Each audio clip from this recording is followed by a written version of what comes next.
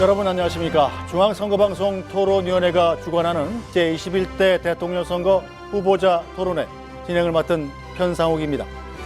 이 토론회는 공직선거법 제82조 2에 따라서 6월 3일 실시하는 대통령 선거를 앞두고 국민 여러분께서 각 후보의 정책과 비전을 비교 평가해보고 후보를 선택하는 데 도움을 드리기 위해서 마련했습니다. 오늘 토론회는 SBS 상암동 스튜디오에서 진행하고 있고요. SBS와 KBS, MBC 등 다양한 채널에서 전국에 동시 생방송됩니다. 동시에 중앙선거방송위원회 유튜브와 네이버 TV에서도 실시간으로 보실 수 있습니다. 아울러 청각장애인 여러분들을 위해서 복지TV에서 후보자별 1:1 수어 통역 방송이 생중계되고 있음을 알려드립니다. 공직선거법에서 정한 기준에 따라 오늘은 4명의 후보가 참석했고요. 좌석과 발언 순서는 모두 사전 추첨을 통해 결정됐음을 알려드립니다. 네, 선거까지 보름 정도 남았습니다. 긴장도 되고 각오도 남다를 텐데요. 시작 발언을 통해서 후보들의 인사말과 함께 국민 여러분께 제일 먼저 드리고 싶은 말은 무엇인지 한번 들어보죠. 발언 시간은 1분입니다. 기호 2번 국민의힘 김문수 후보부터 발언하시죠. 예, 국민 여러분, 저는 일자리 대통령이 되겠습니다. 저는 민생 대통령이 되겠습니다. 저는 경제 대통령이 되겠습니다. 지금 우리나라 청년들 50만 명 이상이 그냥 쉬었음입니다. 이 청년들에게 좋은 일자리를 만들어서 일을 하면서 결혼도 하고 아기도 갖고 가정을 꾸릴 수 있도록 하겠습니다. 일자리를 만들기 위해서는 기업하기 좋은 대한민국을 만들어야 됩니다. 기업하기 좋은 대한민국을 만들기 위해서는 규제를 과감하게 혁파해야 되겠습니다. 규제를 혁파할 수 있도록 규제혁파위원회를 만들고 규제혁신처를 만들어서 제가 규제를 완전히 풀겠습니다. 이런 어려운 조건 속에서 기업하시는 분들이 용기를 내고 일자리를 많이 만들어서 제가 반드시 일자리 대통령으로서 여러분들에게 일자리를 많이 만들어 드리겠습니다. 일자리가 복지입니다. 감사합니다. 네, 기호 5번 민주노동당 권영국 후보 말씀하시죠. 네, 5.18 정신을 가슴에 새기며 발언을 시작하겠습니다. 오늘 광주 금호타이역 대규모 화재로 고통받는 분들께 먼저 위로의 인사를 전합니다. 국민 여러분, 얼마나 힘이 드십니까? 저는 민주노동당 후보 권영국입니다. 저는 오늘 이 자리에 혼자 오지 않았습니다. 차별과 불평등에 맞서 싸워온 수많은 목소리를 담아 이 자리에 섰습니다. 노동자, 농민, 자영업자, 여성, 성소수자, 장애인, 그리고 이주민들, 이들의 삶이 더 이상 밀려나서는 안 됩니다.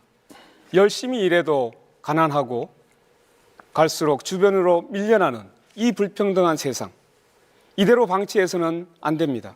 저는 오늘 이 자리에서 분명히 말씀드립니다. 불평등한 세상 갈아엎어야 합니다. 저 권영국, 차별 없는 나라, 새로운 평등한 대한민국을 만들겠습니다. 고맙습니다. 네, 기호 4번 개혁신당 이준석 후보 말씀하시죠. 안녕하세요. 이준석입니다. 중국의 위협이 맹렬합니다. 낙후했던 중국이 우리를 뒤쫓고 어떤 분야에서는 우리를 앞질러 미래 성장 동력을 위협하고 있습니다. 사회주의 중국이 수리공학자, 화학공학자 같은 과학자들을 이공계 출신을 국가 지도자로 배출하면서 과학기술 경쟁에서 우리를 추월하는 사이 우리는 법률가 출신 정치인들이 비상계엄령을 선포하거나 아니면 본인을 방탄하기 위해서 불체포 특권을 악용하면서 국가 경쟁력을 끝없이 떨어뜨렸습니다.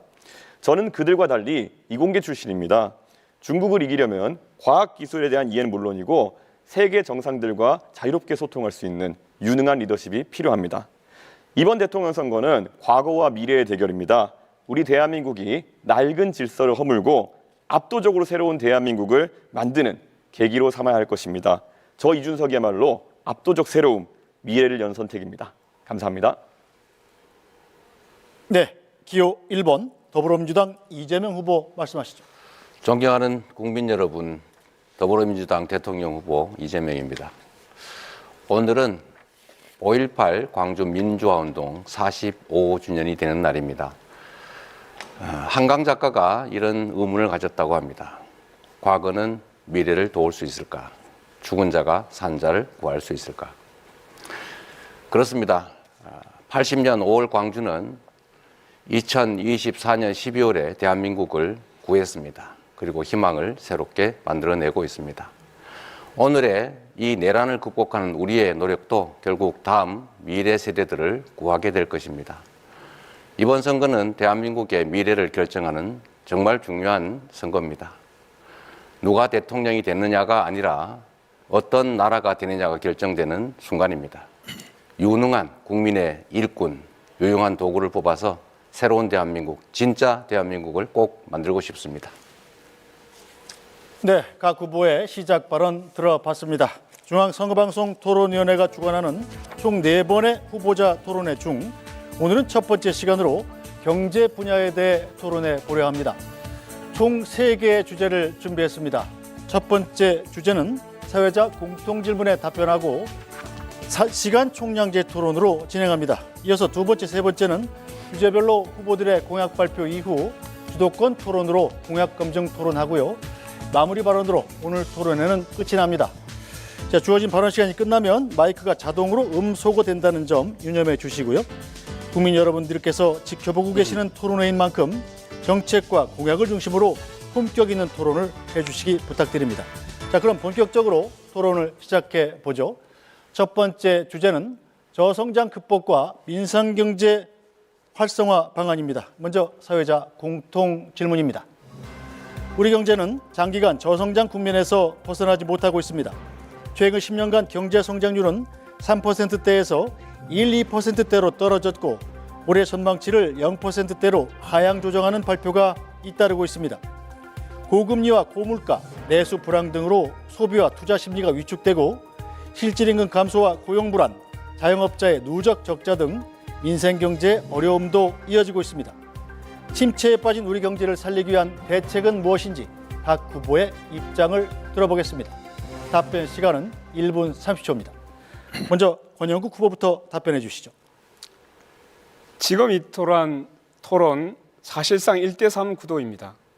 세 후보 모두 무조건 성장을 외치고 있습니다. 하지만 저는 다르게 말하겠습니다. 저 권영국은 오늘 이 자리에서 불평등 타파를 말하겠습니다. 지금 대한민국은 세계 경제 10위권입니다. 1인당 국민소득이 3만 5천 달러를 넘어섰습니다. 맞습니다. 이 나라의 부는 넘치도록 쌓였습니다. 그런데 왜 절반의 국민은 카드값을 걱정하고 청년은 취업 대신 이민을 검색하며 노인은 왜 폐지를 주어야 합니까? 돈은 위로 쌓였고 고통은 아래로 흐릅니다. 성장은 숫자였을 뿐 삶은 나아지지 않았습니다. 이대로는 안 됩니다. 성장에 가려진 불평등을 직시해야 합니다. 해답은 분명합니다. 부자 감세가 아니라 부재 정세여야 합니다. 대기업과 고소득자에게 공정한 책임을 묻고 그 재원을 국민에게 되돌려 주어야 합니다. 일하는 사람들에게 정당한 대가와 사회 안전망을 제공하겠습니다. 저 권영국 쌓인 불을 위에서 아래로 흐르게 하겠습니다. 불평등을 갈아엎겠습니다. 감사합니다. 네, 이준석 후보 답변해 주시죠. 예, 저성장은 모두에게 고통입니다. 그런데 이재명 후보는 호텔 예약을 취소해도 돈만 돌면은 경제가 살아난다며 돈풀기식 괴짜 경제학을 말씀하셨습니다. 그러나 경제 성장은 그런 식으로 이루어지지 않습니다. 성장의 본질은 생산성의 향상입니다. 수요를 억지로 부풀려서는 산업이 경쟁력을 가질 수 없습니다. 우리는 수출로 먹고 사는 나라입니다. 국제과학기술 패권 경쟁에서 살아남아야 경쟁력 있는 상품을 만들 수 있습니다. 사람의 역량을 키워야 AI와 로봇에 대체되지 않고 일자리도 지킬 수 있습니다. 민생도 외면하지 않겠습니다. 지금처럼 고물가, 저수요 상황에서 무작정 돈을 풀면 자영업자는 재료비와 임대료 부담만 늘을 것입니다. 빚으로 쌓은 성장은 모래 위에 사상 누각입니다. 우리는 IMF를 통해 그 뼈아픈 교훈을 이미 겪었습니다. 저는 지역의 경제 현실에 맞게 최저임금을 자율 조정할 수 있도록 제도를 만들겠습니다. 자영업자의 숨통부터 틔우겠습니다. 저 이준석, 포퓰리즘이 아닌 실력으로 돈풀기가 아닌 교육과 생산성으로 대한민국을 다시 성장시키겠습니다. 40년 만에 내란을 가까스로 극복한 우리 대한민국이 이번에는 30년 만에 또다시 IMF와 같은 환란을 맞이할 수는 없습니다. 네, 이재명 후보 답변해 주시죠. 네, 권영국 후보님 말씀 들었는데 1대3 아니니까 너무 외로워하지 마십시오. 네. 성장을 해야 분배도 있고 또 분배가 없는 성장은 있을 수가 없죠. 지금 말씀들 다 하신 것처럼 지금 마이너스 성장을 하고 있습니다. 1분기에 0.2% 마이너스 성장을 했다고 하고 그중에 특히 내수가 2분기째 마이너스 성장이라고 합니다. 즉 국내 내수 경기가 완전히 죽었다는 얘기죠. 결국 그러다 보니까 골목이 다 망하고 있고 이 서민들의 주머니가 비어가고 자영업자들은 매출이 줄어서 가게들이 비어가고 있습니다. 망하고 있습니다. 대책을 세워야 되겠죠. 단기 대책, 장기 대책이 있을 겁니다. 단기적으로는 지금 당장 서민 경제가 너무 어렵기 때문에 정부가 역할을 해야 됩니다. 원래 가계, 기업, 정부 이 3개 영역이 적정한 자기 역할이 있는데 이런 불경기에는 정부가 조정 역할을 해줘야 되는 것입니다. 곧바로 가능한 범위 내에서 추경을 해서 서민 경기를, 내수 경기를 살리는 게 중요하겠습니다. 두 번째로 이제 장기 대책이 필요한데 이제 지역 계속 지속적으로 성장률이 떨어지기 때문에 이제 성장 동력을 회복해야 됩니다. 우리가 자주 말하는 인공지능을 포함하는 첨단 기술 산업을 육성해야 되겠고 또 재생에너지 산업도 육성을 해야 되겠고 특히 제가 관심 갖는 문화산업 육성을 통해서 새로운 영역을 만들어내고 그 속에서 공평한 성장의 기회를 성장의 결과를 나오도록 하겠습니다. 네, 자 김문수 후보 답변해 주시죠. 예, 저는 우선 민생경제 활성화 방안으로서 가장 경기에 민감한 자영업자 소상공인들의 일자리를 지키도록 하겠습니다. 우선 소비 진작을 위해서 확실하게 많은 지원을 하고 또 소상공인의 채무를 조정하겠습니다. 또 금융 지원을 강화하겠습니다. 또 최근에 건설업이 매우 어려운데 이 건설업 부분에 대해서도 특별한 지원책을 마련하도록 하겠습니다. 기업이 또 좋은 일자리를 만들 수 있도록 규제를 완전히 판가리 하도록 하겠습니다. 규제를 많이 없애서 기업이 해외로 나가지 않더라도 국내에서 마음 놓고 사업을 하고 또 일자리를 만들 수 있도록 하겠습니다. 또 일자리 만드는 기업에 대해서는 특별한 혜택을 많이 줄 수 있도록 하겠습니다. 그리고 정부는 R&D, 특히 정부의 여러 가지 R&D 부분을 대폭적으로 지원해서 미래 산업에 많은 투자를 하고 또 그 분야로 기업을 지원하도록 하겠습니다. 지금 각 대학 같은 데도 이 R&D 부분 확실하게 지원을 하겠습니다. 정부 부처의 평가 지표도 일자리를 중심으로 해서 평가해서 잘하는 부서에는 그만큼 혜택을 주도록 하겠습니다. 네, 이상입니다. 네, 후보들의 답변 들어봤습니다. 같은 주제로 시간 총량제 토론 이어가겠습니다. 각 후보에게는 발언할 수 있는 6분 30초의 총량 시간이 있습니다. 한 번 발언할 때 되도록 1분 30초를 넘지 않도록 해주시기 바랍니다. 발언하실 분은 손을 드시면 제가 발언권을 드리고요. 2분 이상이 동시에 손을 든 경우에는 남는 시간이 많은 분부터 발언권을 드리도록 하겠습니다. 자, 그럼 지금부터 토론 시작하겠습니다. 권영국 후보부터 발언 시작하시죠. 예, 김문수 후보에게 묻겠습니다. 네, 윤석열 씨가 12월 3일 내란의 우두머리라는 사실 인정합니까? 내란이라기보다는 훈정질서를 계엄을 파괴하고 군을 동원한 내란기도 그 책임 인정합니까? 계엄을 한 그리고 것은 그 계엄이 이 나라 경제에 비수를 꽂았다는 사실, 자영업자, 소상공인, 관광, 소비, 투자 모든 흐름을 끊었다는 사실 인정하십니까? 경제가 어려워진 점은 사실이지만 김문수 후보는 윤석열 정부의 노동부 장관이었습니다. 그런 분이 지금 윤석열을 감싸며 대선에 나왔습니다. 탈당이란 말도 못했고 뜻대로 하시라고 조아렸습니다. 그 대가로 윤석열 지지선은 받으니 기쁘십니까? 이쯤 되면 내란 우두머리 윤석열의 대리인 아닙니까? 윤석열 때문에 치러지는 선거입니다. 무슨 자격으로 여기 나오셨습니까? 분명히 말씀드립니다. 국민 앞에 석고대죄하시고 사퇴해야 하는 것 아닙니까? 답변해 보시죠. 지금 말씀이 좀 과한데요. 윤석열 대통령의 계엄은 잘못되었고 제가 알았다면 당연히 말렸겠습니다. 그러나 그게 내란이냐 하는 것은 지금 현재 재판 중이고 그런 부분에 대해서는 여러 가지로 판단이 많이 남아 있습니다. 또 이 계엄으로 인해서 지금 우리 소상공인이든지 경제가 어려워진 점은 사실입니다.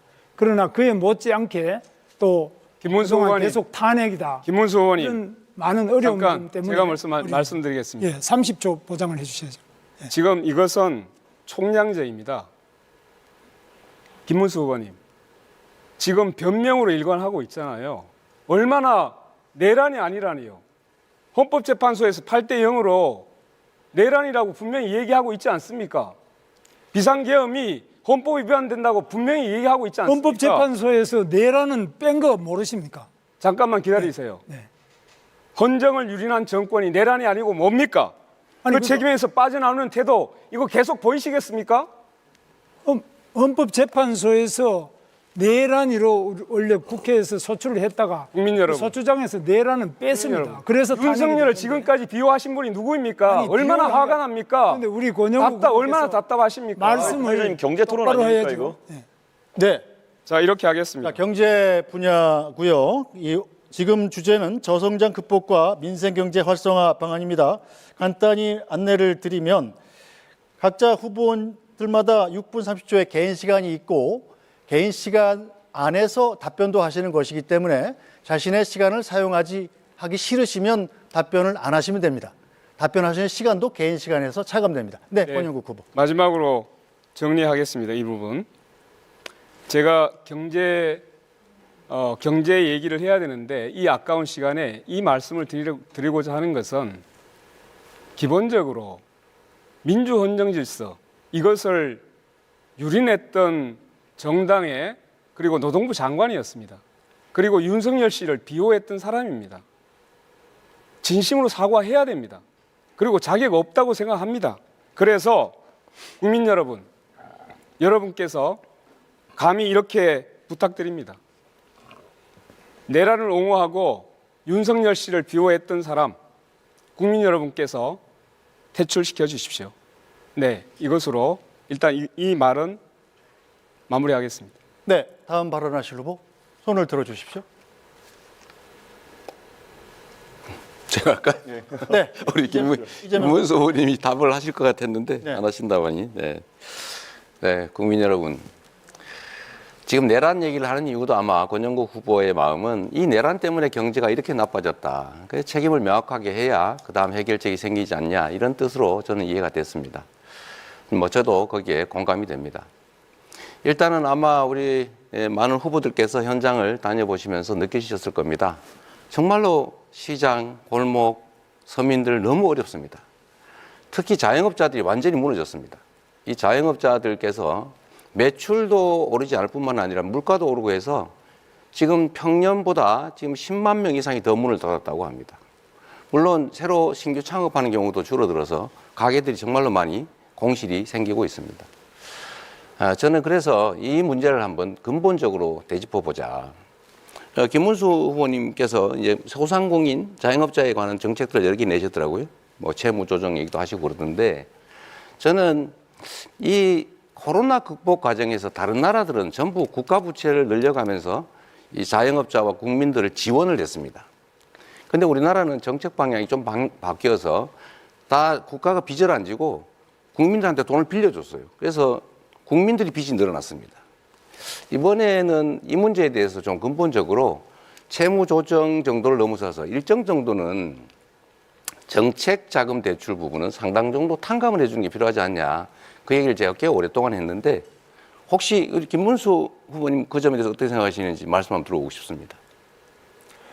소상공인들에 대해서는 여러 가지 대출도 해주고 지원을 많이 하자고 아까 제가 말씀드렸습니다. 금융 지원이 특별히 필요하고 그 외에도 또 소비를 진작하기 위한 대책이 많이 필요하다고 생각합니다. 아니, 그러니까 제가 말씀드린 거는 국가 부채가 늘지 않아서 좋다고 할 게 아니라 국가 부채를 감수하고라도 다른 나라처럼 소상공인 서민들에 대한 코로나 극복 비용을 정부가 부담했어야 된다. 안 했으니 지금이라도 그 부담을 정부가 좀 떠안는 게 어떠냐. 이 말씀에 동의하시는지를 물어본 겁니다. 그래서 그 부분은 경우에 따라서 이제 보겠습니다만은 코로나 이후에 코로나 때는 이제 지나간 문제고요. 코로나 이후에 지금 여러 가지 어려운 점이 처해 있는데 그게 코로나 때의 부채 때문에 그런 부분도 있고 여러 가지 있기 때문에 그런 부분은 정부에서 적극적으로 해서 소상공인을 생환시키기 위한 살려내기 위한 다양한 대책을 세우는데 여기에는 국가 부채가 일정한 정도 늘어날 수밖에 없습니다. 그걸 감수를 해야 된다고 생각합니다. 네, 감사드립니다. 국민 여러분, 일단 이런 단기적인 대책도 중요한데 장기적으로는 아까 시간이 짧아 말씀을 못 드렸는데 경제 시스템을 장기적으로 좀 바꿔야 됩니다. 그러니까 지금 이 정부처럼 무슨 R&D 예산을 대폭 깎아가지고 예산을 아낀다고 해서 아예 기술 개발의 길을 막는다든지 이렇게 하면 절대 안 되죠. 첨단 AI를 포함한 첨단 산업들을 대대적으로 육성해야 됩니다. 그래야 새 길이 생깁니다. 두 번째는 이 정부가 정말로 잘못한 것인데 재생에너지 산업을 탄압을 했는데 재생에너지 산업을 적극 지원해야 됩니다. 거기서 재생에너지 생산 과정에서 또는 공급 과정에서 또는 재생에너지를 활용하는 글로벌 기업들이 또 들어올 수가 있겠죠. 세 번째는 문화산업들을 적극 육성해야 된다고 생각합니다. 다음 부분은 좀 달리 논의하겠지만 우리 이준석 후보는 어떠세요? 저는 문화산업이 우리가 상당히 기회가 많다, 영향이 된다고 생각하는데 혹시 이런 문화산업 그 진흥에 대해서 생각해 보신 게 있으면 말씀 좀 듣고 싶습니다. 당연히 문화산업 같은 경우에는 저희가 앞으로 관광산업과 더불어서 키워나가야 되는 3차 산업의 핵심 과제고요. 저는 바우처 사업 같은 것을 통해 가지고 문화의 소비를 늘리는 것이 필요하다 이런 생각을 하고 있습니다.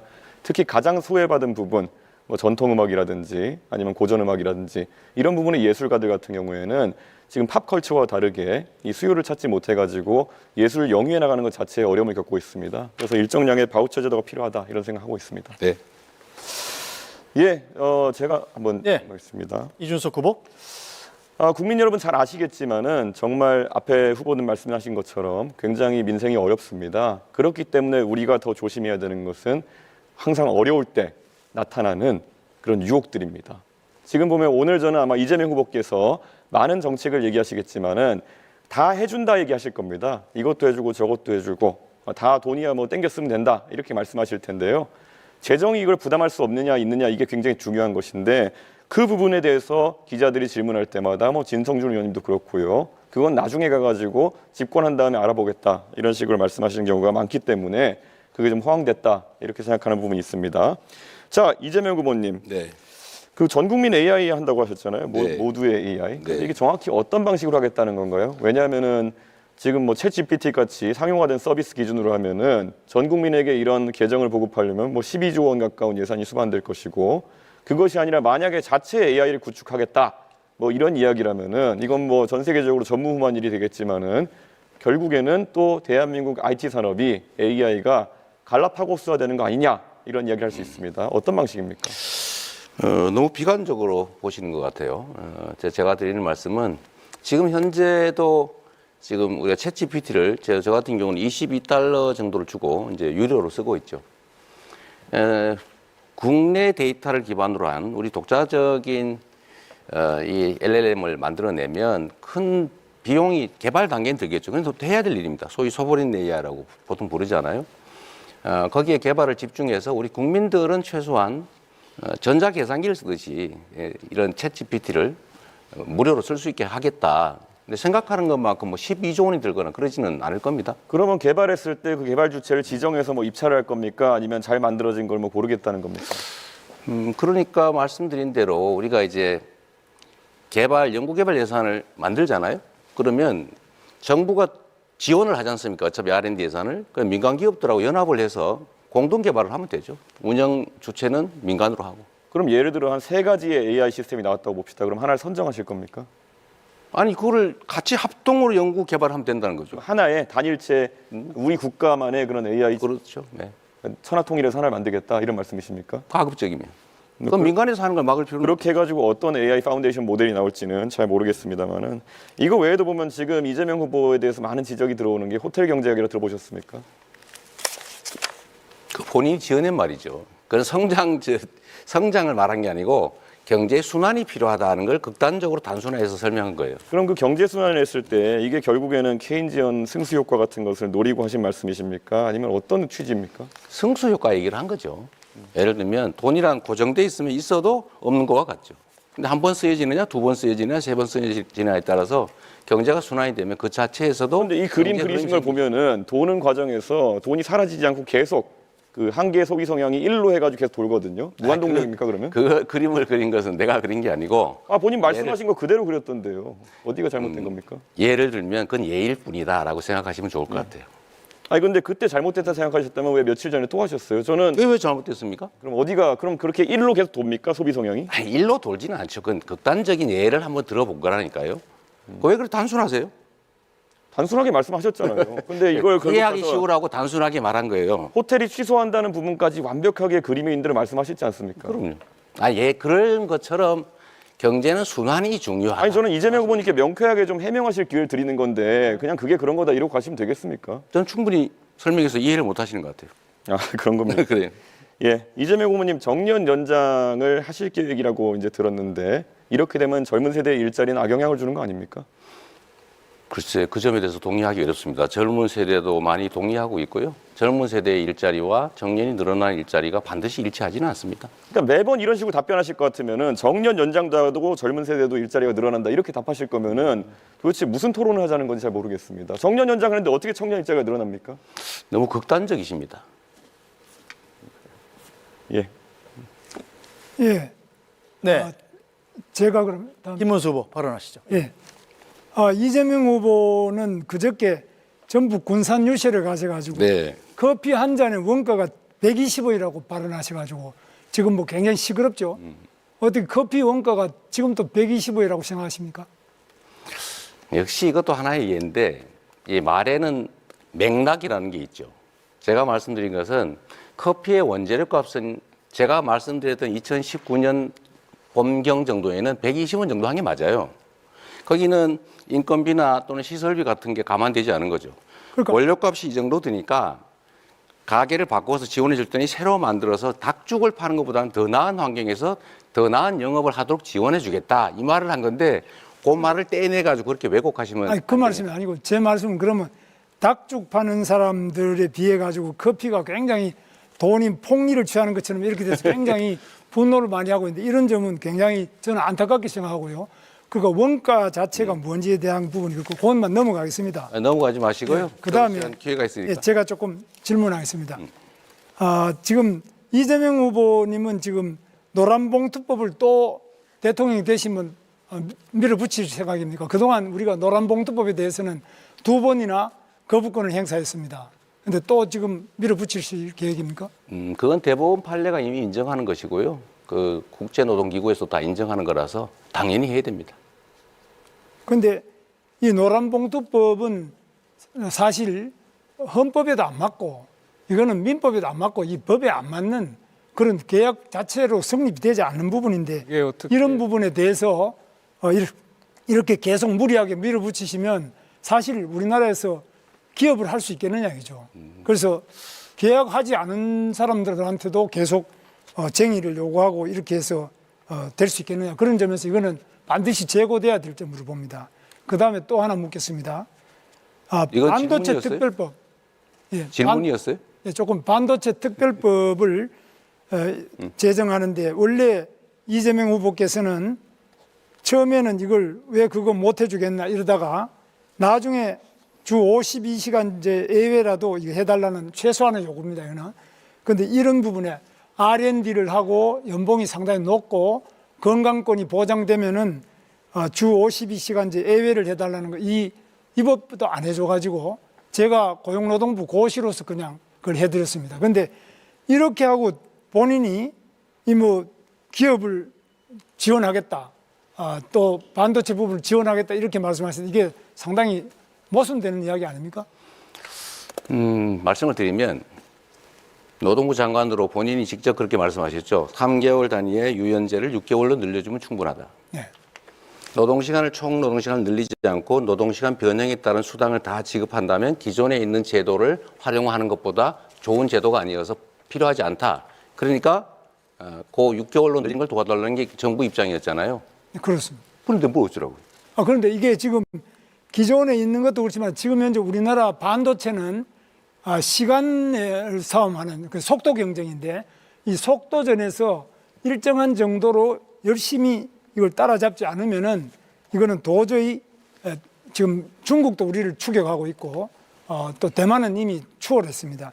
이런 상태에서 R&D 부분이라도 네. 이 반도체 부분의 건강을 유지하면서 R&D 하는 부분 또 연봉이 일정한 되는 분들은 이 부분에 52시간제의 예외를 조금 보장하자.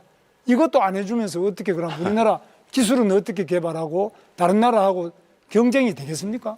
노동부 장관답지 않은 말씀이신데요. 52시간제 예외를 할 때 총 시간을 늘리지 않고 변형에 따른 수당을 다 지급하면 기존에 있는 예외 제도 4개보다 못한 제도라서 필요가 없다. 이렇게 결론 났잖아요. 본인이 그렇게 말씀하시는 필요가 없다는 것이 아니라 그 부분에 대해서는 모든 반도체 사업하는 데서나 또 그 연구자들도 전부 요청하고 다른 나라도 이렇게 연구 부분에서도 이렇게 규제하는 부분이 없지 않습니까? 그러면 우리나라도 다른 나라하고 경쟁을 해야 되는데 그런 억지를 이런 규제가 과도하면은 또 건강도 충분하게 보장을 해드립니다. 그런데 이렇게 규제를 많이 할 경우에는 과연 우리나라 산업이 이게 경쟁력을 가질 수 있겠느냐 이런 점에서 매우 우려가 된다는 점입니다. 그리고 지금 또 이재명 후보님께서는 불법 대북 송금으로 재판을 받고 있지 않습니까? 억지 기소죠. 지금 재판 받고 있죠. 네. 그리고 바로 수없이 밑에 기소가 계셨던 이화영 우리 부지사가 징역 7년 8개월 받았습니다. 이런 상태에서 지사가 모르는 부지사 이 징역형이라는 거 이거는 가능한 이야기입니까? 그러면 자. 이런 상태에서 어떻게 그러면 이 경제를 살릴 수 있겠느냐 이죠. 자, 김문수 후보님. 김문수 후보님 캠프에서 정치자금 수천만 원씩 받을 때 모른다고 무혐의 받았죠. 우리는 뭐 그런 건 없습니다. 없긴 요구 다 본인이 정치자금 받았는데 본인이 몰랐다는 이유로 무혐의 됐잖아요. 아니 근데 본인이 왜 그건 몰랐습니까? 저도 도지사를 했지 않습니까? 대북 사업이 지사가 모르는 부지사가 대북 사업을 할 수 있습니까? 대북 사업 자체야 당연히 알죠. 그런데 민간업자가 나를 위해서 100억을 돈을 북한에 몰래 줬다는 게 있을 수 있는 일입니까? 아니 민간업자가 보내는데 그게 어떻게 부지사가 알아가지고 지사는 모르는데 부지사가 북한에 돈을 보내는 게 그게 가능한 이야기냐 이거죠. 그러니까 그래서 그거는 저도 대북 사업 해봤지 않습니까? 저도 도지사를 해봤지 않습니까? 저도 경기도지사를 해보고 우리 이재명 후보도 도지사를 해봤는데 네. 가능하지 않은 이야기인데 어떻게 해서 그렇게 딱 잡아떼시나요? 이재명 후보는 지금 발언 시간 6분 30초를 전부 사용하셨기 때문에 질문을 해도 답변하실 수가 없고요. 혹시 김문수 후보께서 양도를 해주시면 김문수 후보의 시간을 사용해서 답변할 수는 있습니다. 아니 그러니까 저는 뭐 제가 양보라기보다는 5초만 주시죠. 아니 5초가 좋은데 5초 하십시오.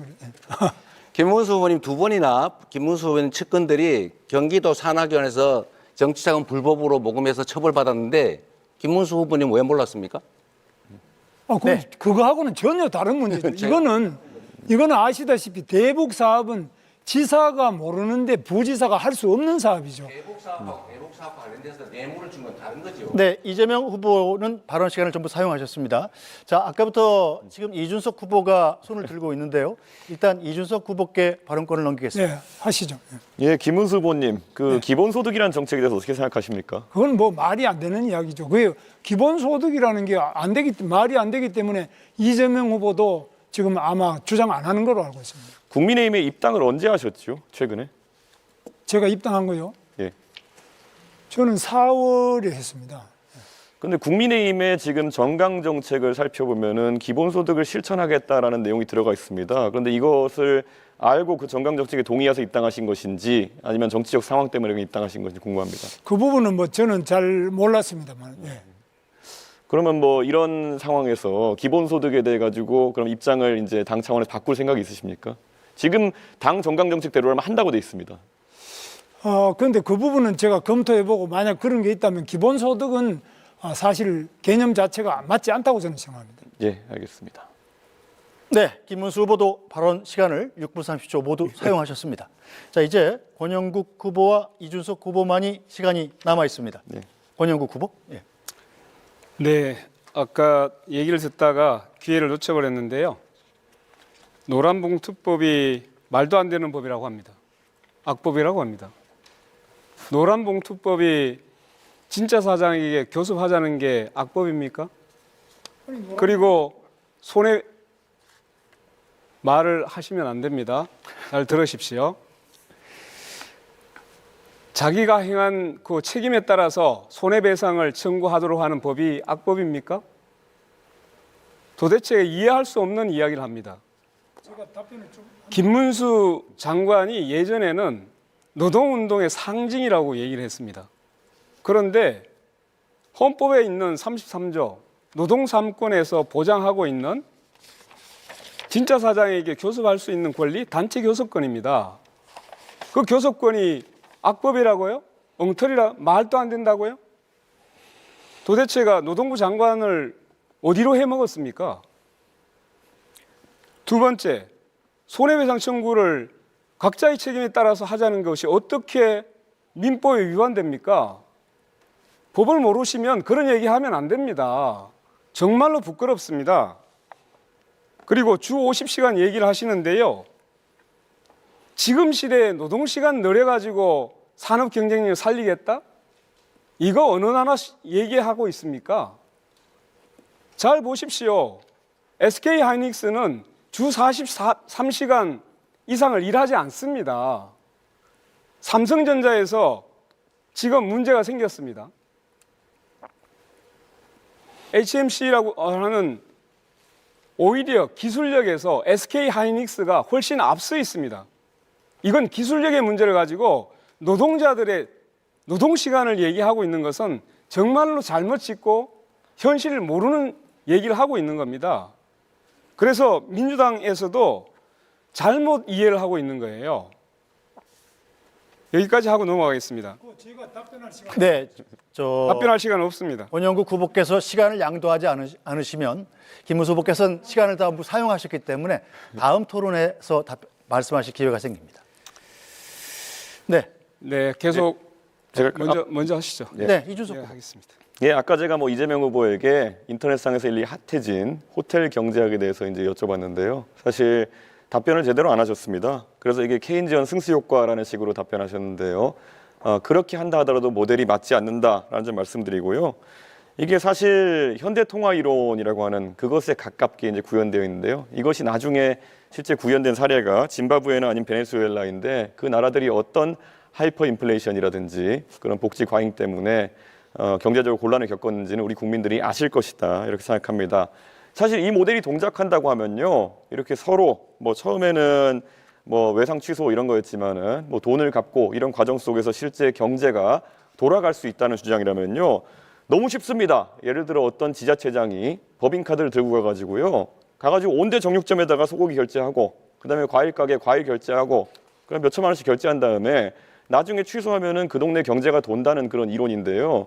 이런 걸 지금 대한민국 경제에 적용하겠다고 들고 나온다는 것 자체가 저는 이거는 대한민국 지도자가 될 자격이 없다 이런 생각입니다. 여기 두 분의 경기도지사가 계시지만요. 경기도지사라는 자리는 사실 대한민국의 지자체 중에서도 성장세가 높고 그리고 어느 곳보다도 재정 상황이 좋은 곳들입니다. 그렇기 때문에 여러 가지 복지나 이런 거 하는 과정에서 어느 정도 성과가 있었을지 모르겠지만은 이런 식으로 경제 이론을 호도하면 안 된다 이렇게 생각하는데 김문수 후보님 10초 드리면 어떻게 생각하십니까? 예, 네. 그래서 그런 부분에서는 정말 참 우리가 여러 가지로 더 좋은 일자리 더 많이 만들어내고 경제를 살리기 위해서 경기도뿐만 아니라 전국이 열심히 뛰어서 기업을 하기 좋은 데를 만들고 또 노사관계가 평화롭게 되고 이렇게 해야지만 앞으로 경제가 성장할 수 있다고 봅니다. 그런데 제가 봤을 때는 아까 말씀드렸던 것처럼 돈을 돌린다.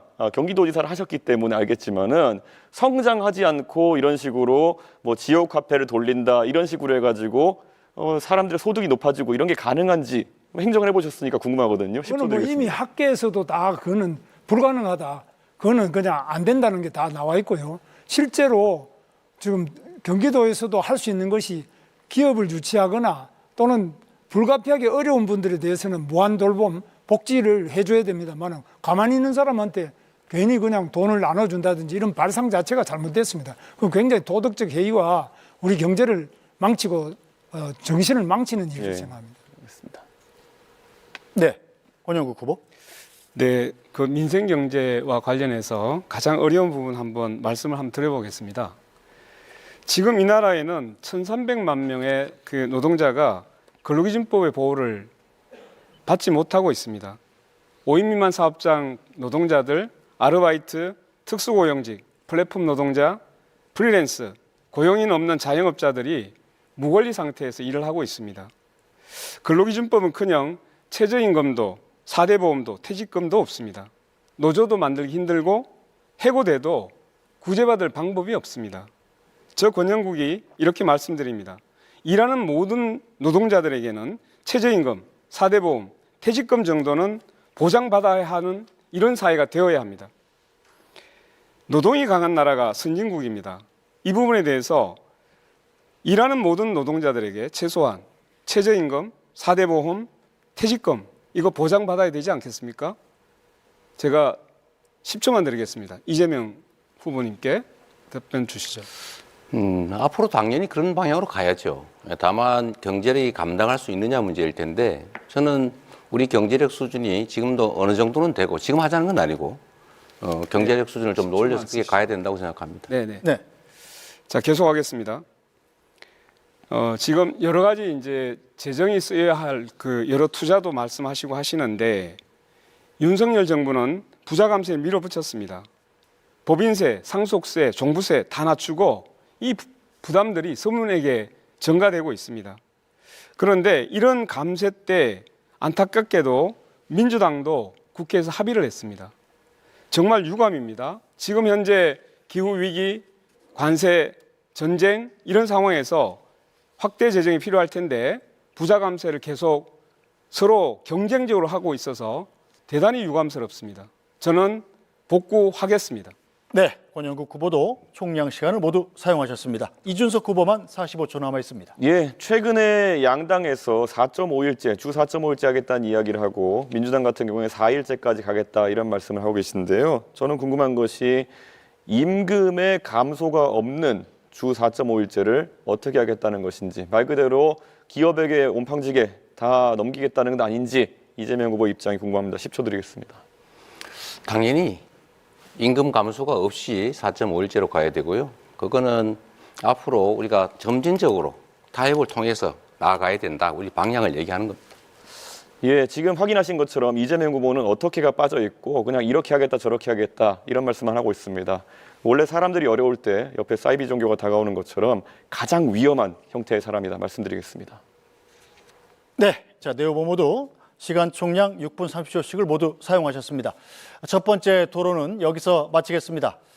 자, 어떻습니까? 긴장이 좀 풀리셨나요? 가급적 주제인 경제에서 많이 벗어나지는 않아 주시기를 부탁드리겠습니다.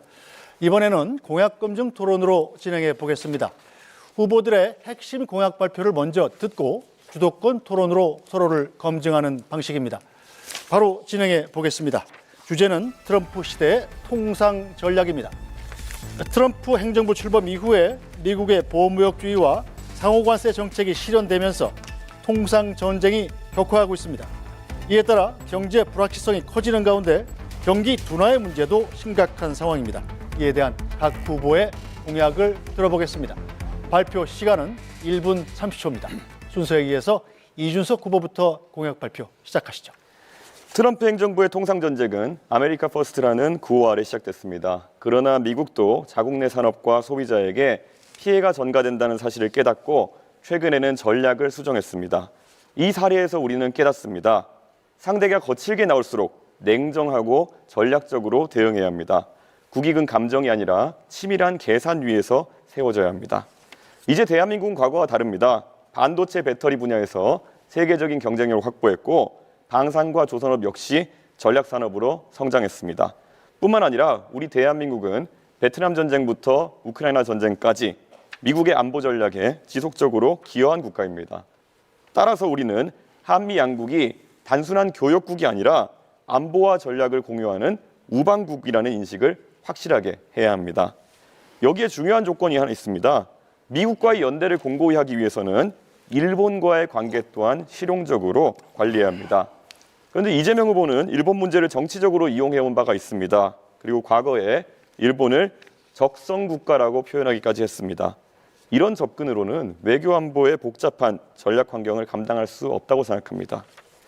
지금 대한민국에 필요한 것은 감정이 아닌 국익, 선언이 아닌 실행입니다. 그것만이 대한민국을 글로벌 위기 속에서 지켜낼 수 있습니다. 네, 이재명 후보 공약 발표하시죠.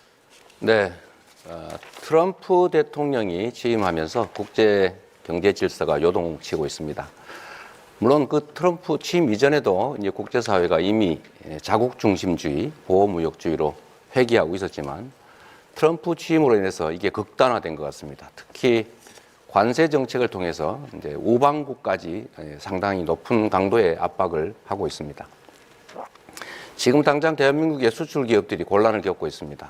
그리고 지금 당장 미국과 관세 관련 협상을 해야 됩니다. 저는 이 협상에 있어서 가장 중요한 원칙은 국익 중심이라고 생각합니다. 미국도 요구하는 게 많겠지만 그걸 반드시 100% 관철하겠다는 것은 아닐 것입니다. 또 우리가 맨 먼저 나서서 서둘러서 협상을 조기 타결할 필요는 없을 것 같습니다. 일본도 미리 하겠다는 입장이었다가 지금 좀 선회하고 있습니다. 중국도 마찬가지로 강력하게 부딪히다가 상당 정도로 타협을 했습니다. 섬세하게, 유능하게 이 사태를 잘 준비해야 되겠다는 생각이 듭니다. 대책으로는 이 통상협상을 잘 하되 향후에 수출 시장이나 수출 품목을 좀 다변화할 필요가 있을 겁니다. 특히 경제 영토를 넓히기 위한 외교적 노력이 각별히 필요하지 않을까 생각이 듭니다. 그리고 내수 비중을 이제는 좀 서서히 높여가야 되지 않을까 그런 생각을 하고 있습니다. 자세한 것은 좀 이따 좀 말씀드리겠습니다. 네, 김문수 후보 공약 발표하시죠.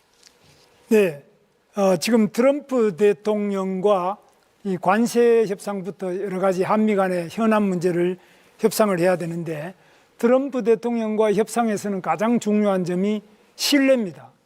서로 믿을 수 있을 때만이 이 한미 동맹을 더욱 강화할 수 있습니다.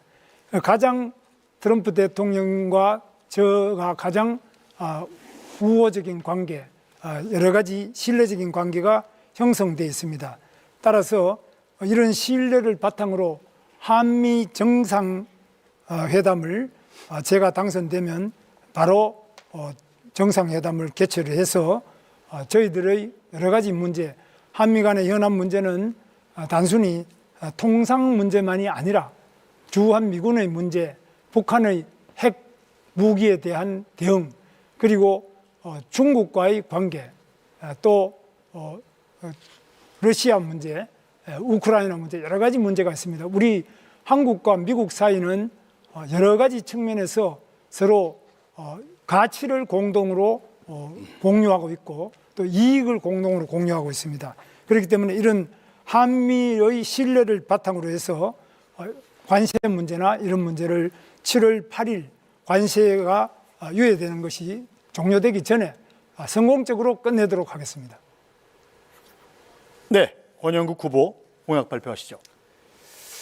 네, 국민 여러분, 트럼프 대통령의 관세 폭탄은 단순한 관세가 아닙니다. 그것은 약탈입니다. 국내에 투자해야 할 현대 삼성 자본과 일자리를 미국으로 빼앗아 가겠다는 것입니다. 이것은 통상이 아니라 우리의 경제 자주권에 대한 침략입니다. 저 권영국, 트럼프의 약탈적 통상에 굴복하지 않겠습니다. 대한민국의 경제 주권은 결코 협상의 대상이 아닙니다. 미국 눈치 보며 머리 조아리고 조공을 바칠 국민화하는 정부에겐 미래가 없습니다. 싸워야 할 때 싸우지 않는 지도자는 국민의 자존을 지킬 수 없습니다. 스스로 운명을 개척하는 지도자, 자존을 확립한 중견국가의 품격을 가지고 세계의 노동자들과 함께 트럼프와 맞서야 되지 않겠습니까? 그래서 제가 트럼프에게 레드카드를 보냅니다. 다시 보냅니다. 지금 세계는 트럼프와 맞서 싸우고 있습니다. 캐나다, 호주, 멕시코에서 결연하게 트럼프에 맞선 지도자가 승리하고 있습니다. 우리는 미국과 중국 어느 쪽에도 비굴 해서는 안 됩니다. 여러 나라들과 연대해서 다자 외교를 펼쳐가야 합니다. 경제 주권과 민생을 우선해서 반도체, 배터리, 에너지 전환, 기후, AI, 바이오 등 국가 산업의 초석을 다지겠습니다. 사람 중심의 경쟁력을 세우겠습니다. 네, 후보들의 공약 들어봤습니다. 주도권 토론으로 바로 이어가죠. 주도권을 가진 후보가 상대 후보를 지명해서 주제와 공약에 대해 질문과 답변을 이어가면서 주도권을 잡고 토론하면 됩니다. 각 후보의 주도권 토론 시간은 6분 30초고요. 주도권을 가진 후보는 한 번 발언하거나 질문할 때 가급적 1분 이내로 해주시기 부탁드립니다. 반드시 2명 이상과 토론해야 하고 상대 후보의 답변 시간 최소 30초를 보장해야 합니다. 자, 이대로 진행되지 않으면 사회자가 개입한다는 점도 알려드리겠습니다. 자, 그럼 이준석 후보부터 주도권 토론 시작하시죠. 예, 이재명 후보께서 최근에 중국과 대만에 관여하지 말고 모두 CS하면 된다 이래가지고 비난을 받은 바가 있습니다. 그런데 뭐 가질 수 있는 입장인데 이건 너무 친중국적인 입장 아니겠습니까? 어떻게 생각하십니까? 너무 단편적인 생각이시라고 생각되고요.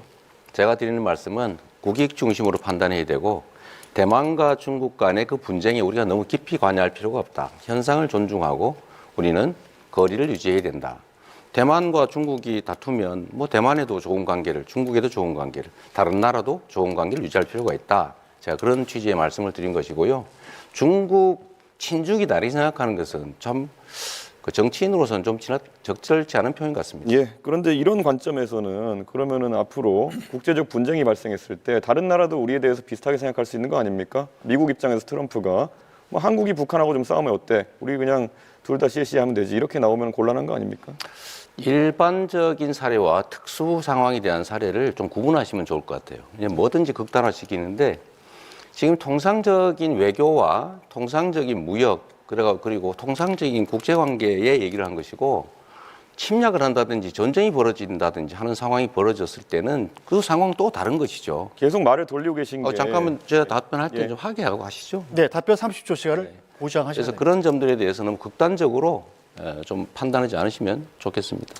대만과의 관계에서 서로 잘 지낸다 이런 것은 최근에 대만 해협에 대한 위협이 가중되는 상황에서 유사시 발생했을 때 어떻게 대응하겠느냐라는 취지의 그런 질문일 텐데 결국에는 유사시엔 다를 수 있다는 취지로 또 답변하신 거 아닙니까? 그럼 이걸 또 대만이 듣고 중국이 듣고 또 다른 생각할 텐데 이런 식으로 외교에 대해 가지고 하루 자고 일어나면 맨날 답변이 바뀌는 듯한 모습을 보이시면은 신뢰가 떨어지게 되어가지고 결국 외교 관계에서 불리한 입장에 놓이게 됩니다.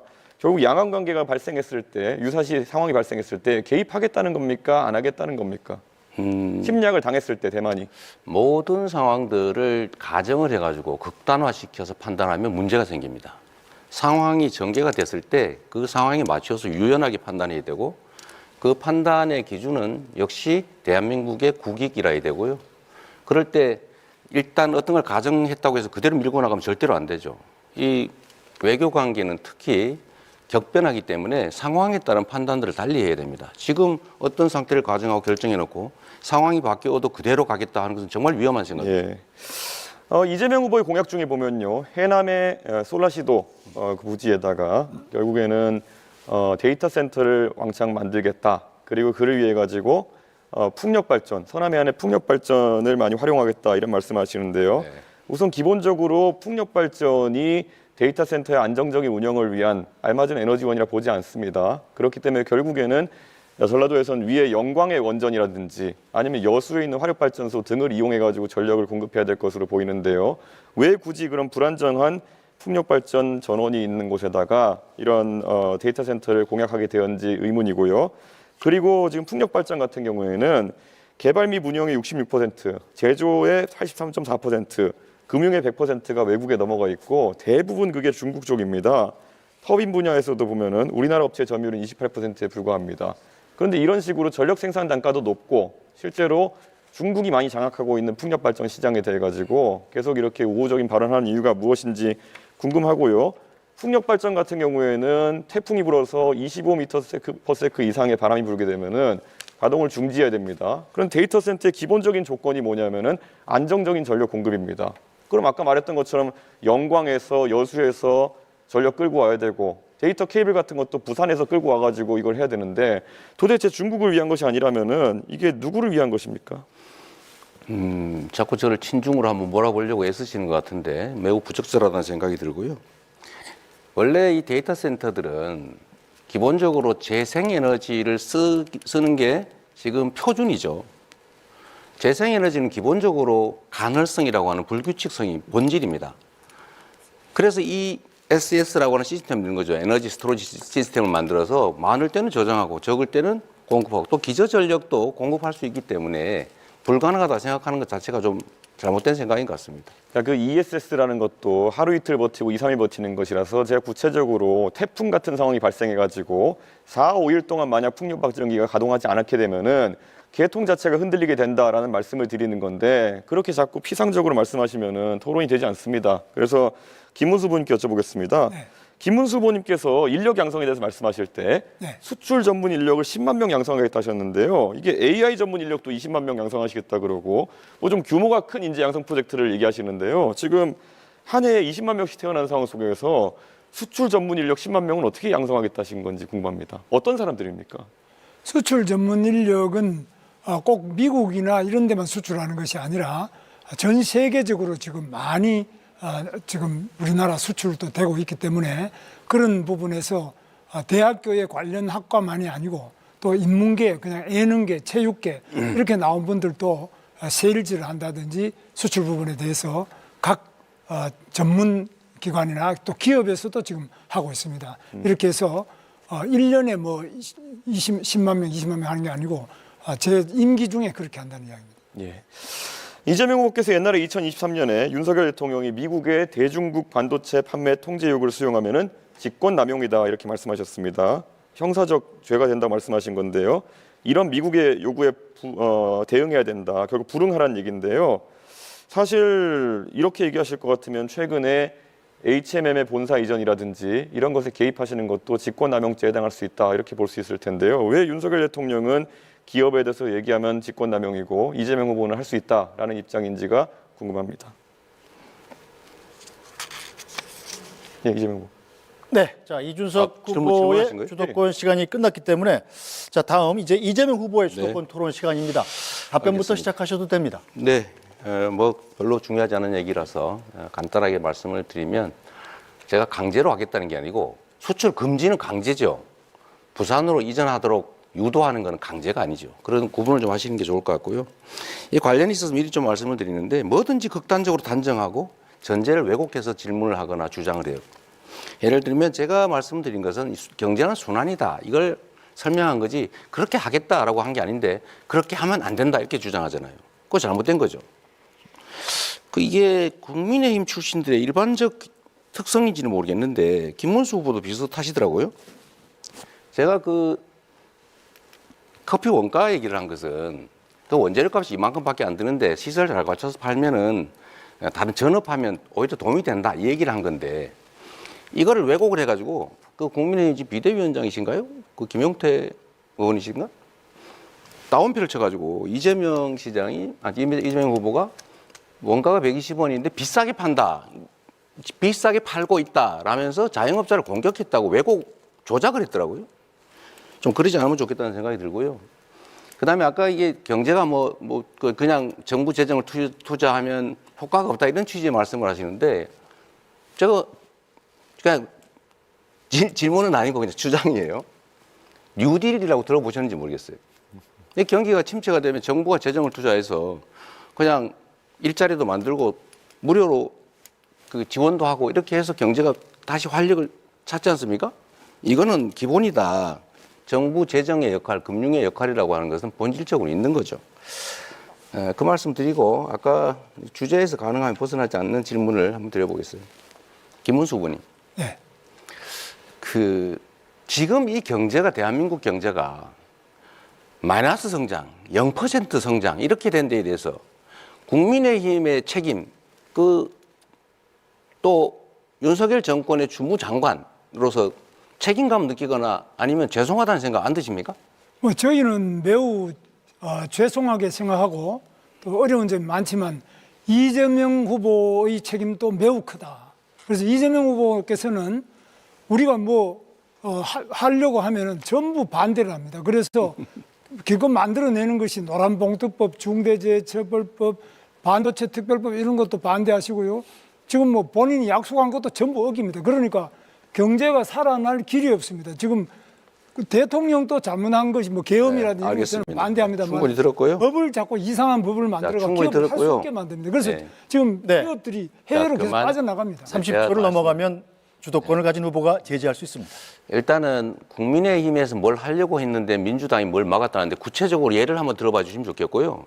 두 번째로 지난 3년간은 민주당이 그나마 뭘 하려고 하면 정부가 다 반대했지 정부가 하려고 하는 걸 민주당이 막았던 기억이 별로 없어요. 이제 일단 그 말씀 하나 드리고요. 제가 직접 묻고 싶은 건 이겁니다.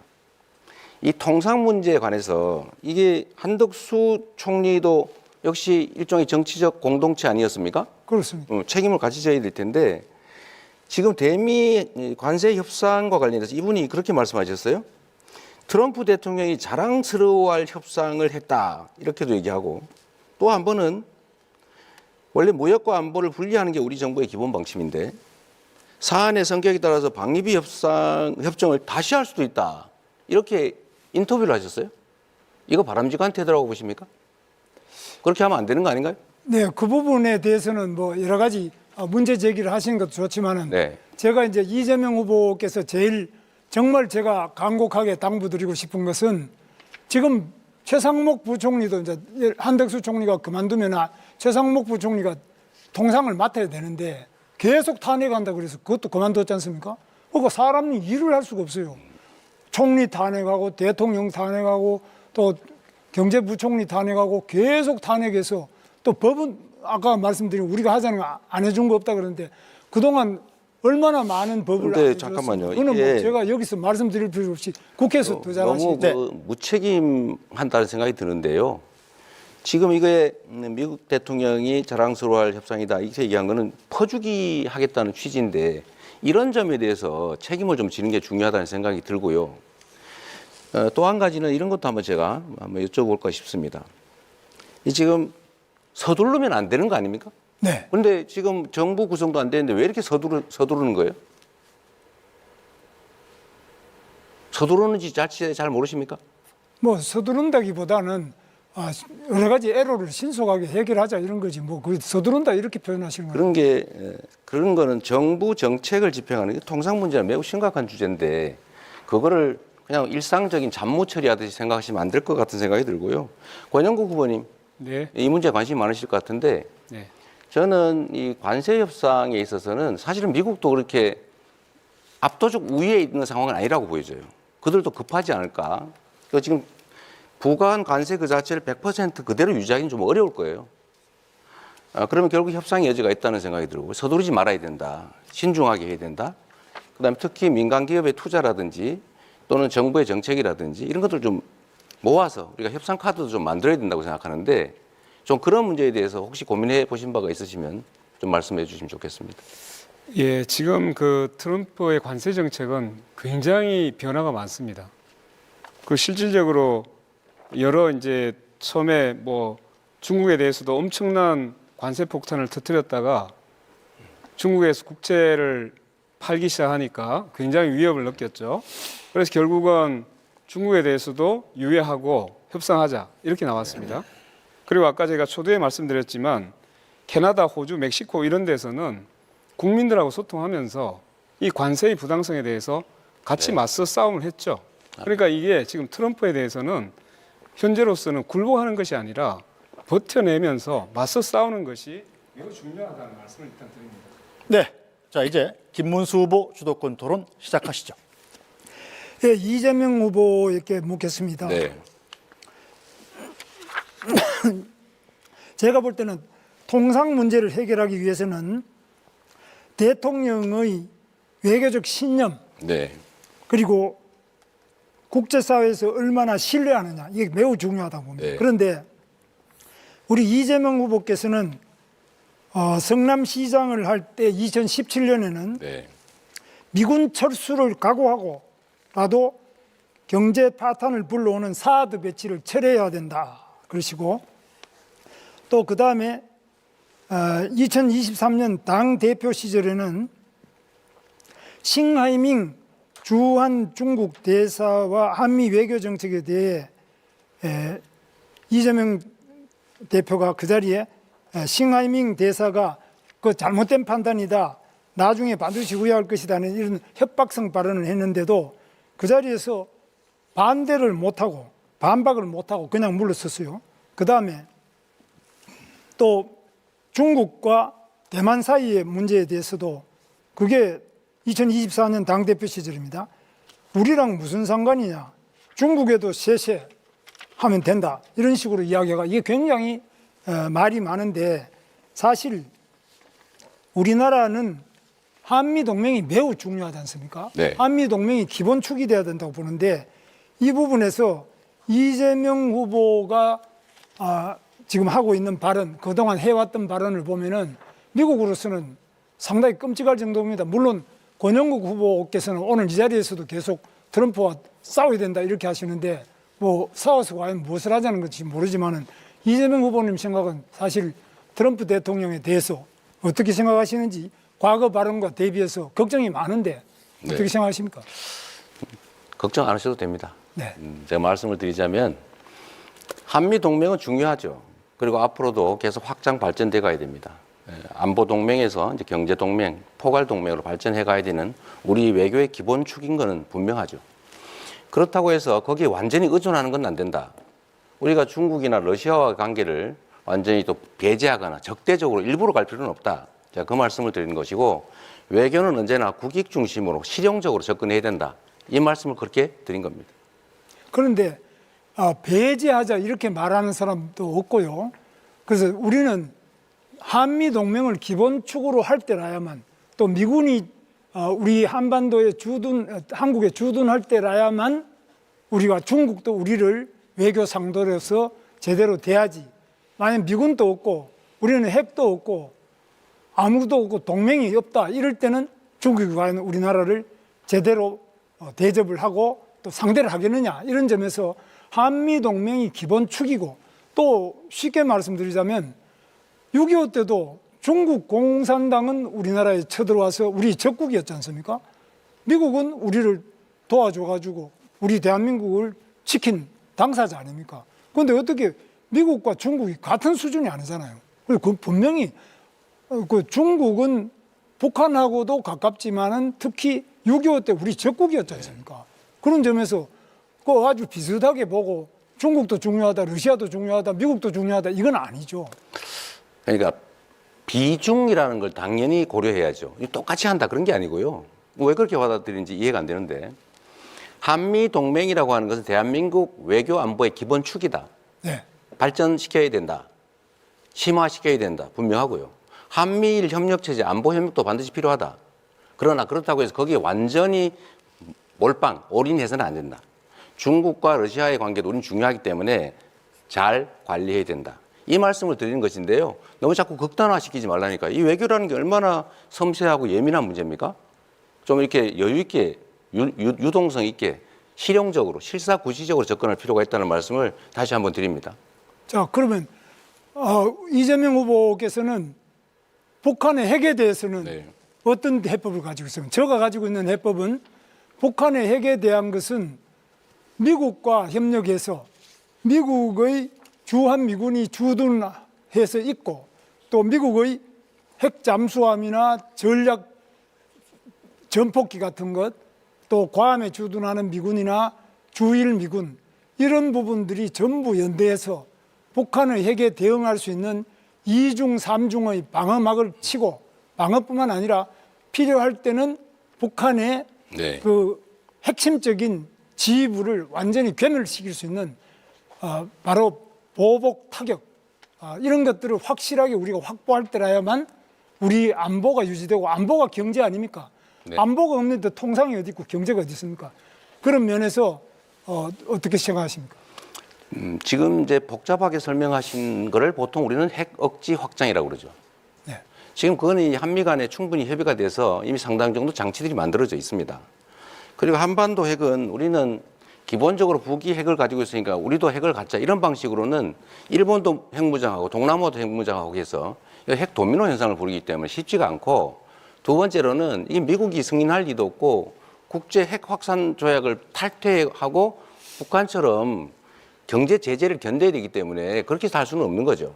그러니까 가능한 범위 내에서 재래식 군사력을 최대한 확장을 하고 미국의 핵 확장 억지력을 최대한 우리가 함께 공유하고, 그런 방식으로 지금까지 왔고 앞으로도 그렇게 가면서 한반도의 핵을 비핵화하는 방향으로 우리가 목표를 정하고 가야죠. 그래서 그런 점에서 뭐 비핵화는 지금 매우 어려운 상태입니다만 저는 이제 핵 균형으로 가져가야 된다 이렇게 보는데, 지금 그렇게 하려면 한미 동맹이 기본 축이 돼서 이것을 강화해야 되는데 계속 반미 발언을 계속하고 그걸 두둔하고, 또 지금 그런 진보당 같은 경우는 확실한 반미 아닙니까? 우리 여기 뭐 권영국 후보께서도 네, 자 김문수 후보 주도권 시간 6분 30초를 모두 사용하셨습니다. 자, 규칙이 최소한 두 분께 질문을 하셔야 됩니다. 자, 그럼 시간이 다 됐기 때문에 권영국 후보 주도권 토론 시작하시죠. 네, 저 우선 그 이재명 후보께 질문 드리겠습니다. 그 트럼프 대통령의 관세 폭탄은 말 그대로 약탈이라고 인정하십니까? 이 외교적 언사라고 하는 표현도 있는데 아, 네. 본질이 그러더라도 본질. 네, 제가 잠깐 그렇게 말할 기다리십시오. 수는 없고요. 네, 잠깐만 제가 말씀드리고 하겠습니다. 네. 그 바이든 정부 시절부터 우리 기업들은 미국의 가장 손쉬운 사실 표적이었습니다. 삼성 60조, 현대차 31조, SK 하이닉스 6조, 이 세 기업만 하더라도 100조 원입니다. 미국이 공장을 짓고 미국 노동자를 채용하게 됩니다. 근데 트럼프가 이것도 모자라 가지고 더 내놓으라고 말을 하고 있습니다. 이거 알고 계시잖아요, 그죠? 네, 제가 그대로 질문하겠습니다. 자, 관세 전쟁에서 사실 가장 먼저 위험한 것은 대기업은 그래도 자기 방어력이 있습니다. 네. 중소기업입니다, 이거. 우리 9만 5천 개의 중소기업이 수출을 하고 있습니다. 자, 대기업은 로비도 합니다. 근데 아까 말씀드렸듯이 중소기업은 이 관세 문제에서 자칫하면은 부품 조달이나 수출 길이 막혀가지고 폐업 위기에 놓일 수 있습니다. 중소기업을 보호하기 위한 직접적이고 현실적인 지원 대책이 있으면 30초 내에 말씀 부탁드립니다. 말씀하신 것처럼 미국이 저는 미국의 기본적 전략이 미국 국민들에게도 수용이 잘 안 될 거라고 생각해요. 지금처럼 소프트 파워를 다 갉아먹으면서 미국에 대한 신뢰, 믿음 이런 것도 다 갉아먹으면서 이런 식으로 하는 거 오래 못 갈 거라고 봅니다. 결국 어느 시점에서는 제동이 걸릴 텐데 그때까지 잘 견디는 게 중요하고요. 두 번째로는 재벌 대기업들도 사실은 잘 못 견뎌내고 있어요. 결국 정부가 나서야죠. 정부가 나서되 관세 협상 자체만 가지고 부족하기 때문에 다른 요인들 한꺼번에 네. 협상을 좀 제가 해야 되죠. 질문 더 드리겠습니다. 아까 말씀드렸듯이 그 중소기업이 이제 이 관세 문제가 어떻게 될지 모르기 때문에 네. 관세가 잘못됐을 때 중소기업이 쓰러지면 여러 가지 문제가 생깁니다. 이때 가장 피해를 받는 것이 노동자입니다. 그렇습니다. 그러면 여기에 대비해서 노동자의 보호 대책 있으면 좀 말씀해 주시죠. 그러니까 미국의 수출이 줄어드는 것 자체가 매출이 줄어들고 노동자들의 환경을 위협할 텐데, 그래서 제가 말씀드리는 것이 일단 대미 통상 협상은 잘 해 나가야 되겠지만 좀 길게 보면 결국 수출 국가 또는 수출 품목을 좀 다변화할 필요가 있다. 그리고 아까 말씀드린 외교 영역에서 경제 영토를 넓히기 위한 중국과 러시아의 관계도 이렇게 적대적으로 갈 필요는 없다라고 말씀드리는 게 사실 그런 대안 때문이죠. 네, 좋습니다. 하나만 더 추가를 해야 될 것 같습니다. 네. 여러 가지 이제 다자 외교, 뭐 다변화 이런 불구하고 관세가 잘 풀리지 않았을 때 네.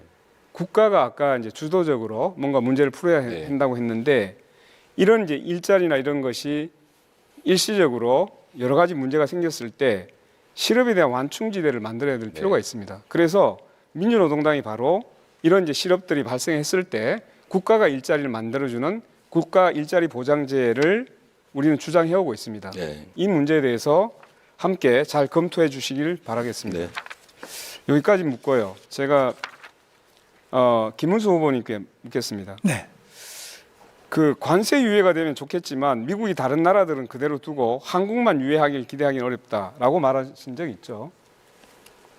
네, 이게 신문에 나왔던데 트럼프가 중국에도 결국 유해하고 협상을 시작했습니다. 다 유해하는데 한국에 대해서 유해하길 기대하기는 어렵다. 이렇게 말을 한 근거가 있습니까? 한국에도 유예할 수가 있고요. 그 부분은 이제 협상을 통해서 더 유예가 될 수 있도록 하겠습니다. 관세의 감축 또는 나중에 현재는 FTA로 거의 관세가 없는 상태입니다만 그런 부분을 더 낮추고 또 유예하고 이렇게 해나가도록 하겠습니다. 아니, 예. 그런데 왜 미국이 다른 나라들은 그대로 두고 한국만 유해하길 기대하기는 어렵다. 이렇게 이야기를 합니까? 차라리 우리도 유예할 수 있어. 이렇게 얘기를 해야죠. 아니, 국회에 나가서는 그 윤석열 내란에 대해서 사과하라니까 꼿꼿했던 김문수 아닙니까? 근데 왜 미국 앞에 가서는 그렇게 약한 모습만 보입니까? 김문수 아닙니까? 미국하고 관계는 신뢰를 바탕으로 해서 당당하고 꼿꼿하게 나가겠습니다. 아, 앞으로 꼿꼿하게 나가겠습니다. 네, 물론입니다. 뭐 미국의 트럼프에 그래서 대해서 우리가 뭐 꾸밀 근데 게 없습니다. 트럼프에 맞서자고 하니까 왜 그걸 반미라고 얘기합니까? 맞서자고 하는 것하고 우리가 당당하게 네, 묻겠습니다. 하나 더 꿀리지 묻겠습니다. 않는 거하고 다르죠. 예, 하나 더 묻겠습니다. 이제 대선이 끝나면 제일 국정과제가 미국과의 협상입니다. 제일 중요할 것 같습니다. 정상회담도 추진해야 되기 때문에 그 협상 대표단을 누가 이끌 것인지 매우 중요합니다. 저는 세 가지 원칙을 지켜야 된다고 생각합니다. 첫째, 국익. 둘째, 경제사주권. 그리고 안보. 매우 중요합니다. 권영국 민주노동당에서는 협상 대표 책임자로 우리 당의 외교 국방 전문가 김종대 전 의원을 내세우려고 합니다. 이재명 후보께 묻겠습니다. 사실 김현종 씨를 아마 내정하고 있는 것으로 보이는데요. 우리가 보기에는 이 경제자주권을 지키는 데 있어서는 여러 문제 비난의 소지가 있습니다. 이 문제에 대해서 어떻게 생각하시는지 말씀 간단히 듣고 두 분께 묻겠습니다. 혹시 협상 대표자를 두 분께서는 준비하고 계신지 묻겠습니다. 우선. 아직은 선거가 계속 중이어서 그걸 준비하기는 사실 어려운 상태고요. 다만 기본적인 방침은 가지고 있는데 말씀하신 것처럼 우리가 싸워서 해결할 수 있다면 싸우는데 또 협상할 건 협상하고 강하게 할 건 하고 약할 건 약하게 또 협상 방법도 상당히 복합적으로 유연하게 배합해야 되기 때문에 뭐 이리적으로 말하기 좀 어려운 측면이 있습니다. 네, 자 권영국 후보께서도 주도권 시간을 모두 사용하셨습니다. 자, 여러분께서는 지금 중앙선거방송 토론위원회가 주관하는 제21대 대통령 선거 후보자 토론회를 시청하고 계십니다. 한 차례 더 공약 검증 토론을 진행해 보겠습니다. 주제는 국가 경쟁력 강화 방안입니다. 최근에 우리 경제는 수출과 생산, 소비, 투자 등 전반적인 지표가 부진한 상황입니다. 이런 가운데 세계 경제는 기술 혁신이라는 새로운 경쟁 국면에 돌입했습니다. 첨단 산업을 중심으로 한 기술 패권 경쟁이 치열해지고 있는데 우리 국가 경쟁력 강화를 위한 방안을 들어보겠습니다. 순서에 따라서 이재명 후보 공약 발표 시작하시죠. 시간은 1분 30초입니다. 네, 세계 경제가 어렵다고는 하는데 대한민국 경제만 더 많이 어렵습니다. 마이너스 성장이라는 게 상상하기 어렵지 않습니까? 물론 뭐 우리 인구도 줄어들고 여러 가지 복합적인 원인도 있습니다만 제일 큰 원인은 이 윤석열 정부 국민의힘 정권의 무능, 무책임 때문입니다. 지난 3년 동안 대체 뭘 했나 한번 생각해 보면 기억나는 게 없습니다. 일단은 내수 시장이 완전히 죽었습니다. 아까 우리 권영국 후보께서 그 말씀하셨는데 저희도 세금 안 깎아주려고 노력했죠. 그런데 뭐 안 하면 큰일 날 것 같이 온 동네가 난리가 나서 결국은 재벌만 깎아주는 것은 저희가 막았습니다만 어쨌든 세금을 깎아줘서 재정이 부족해졌고 또 내수시장이 죽고 또 국제 문제에 우리가 잘 대응을 못하다 보니까 상당히 어려워진 거죠. 단기적 대응도 해야 되겠지만 장기적으로 성장 동력을 회복해야 됩니다. 그 첫 번째는 AI를 중심으로 한 첨단 기술 산업에 대한 투자 늘려야 됩니다. 정부가 책임져야죠. 두 번째는 지금 전 세계가 기후위기 때문에 재생에너지 사회로 전환되고 있는데 우리는 재생에너지에 대한 대책이 거의 전무하다시피 해요. 재생에너지 관련 산업을 대대적으로 신속하게 키워야 됩니다.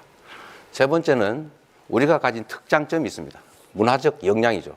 문화산업을 대대적으로 육성하면 길이 생길 것이다 이렇게 생각합니다. 네, 김문수 후보 공약 발표하시죠.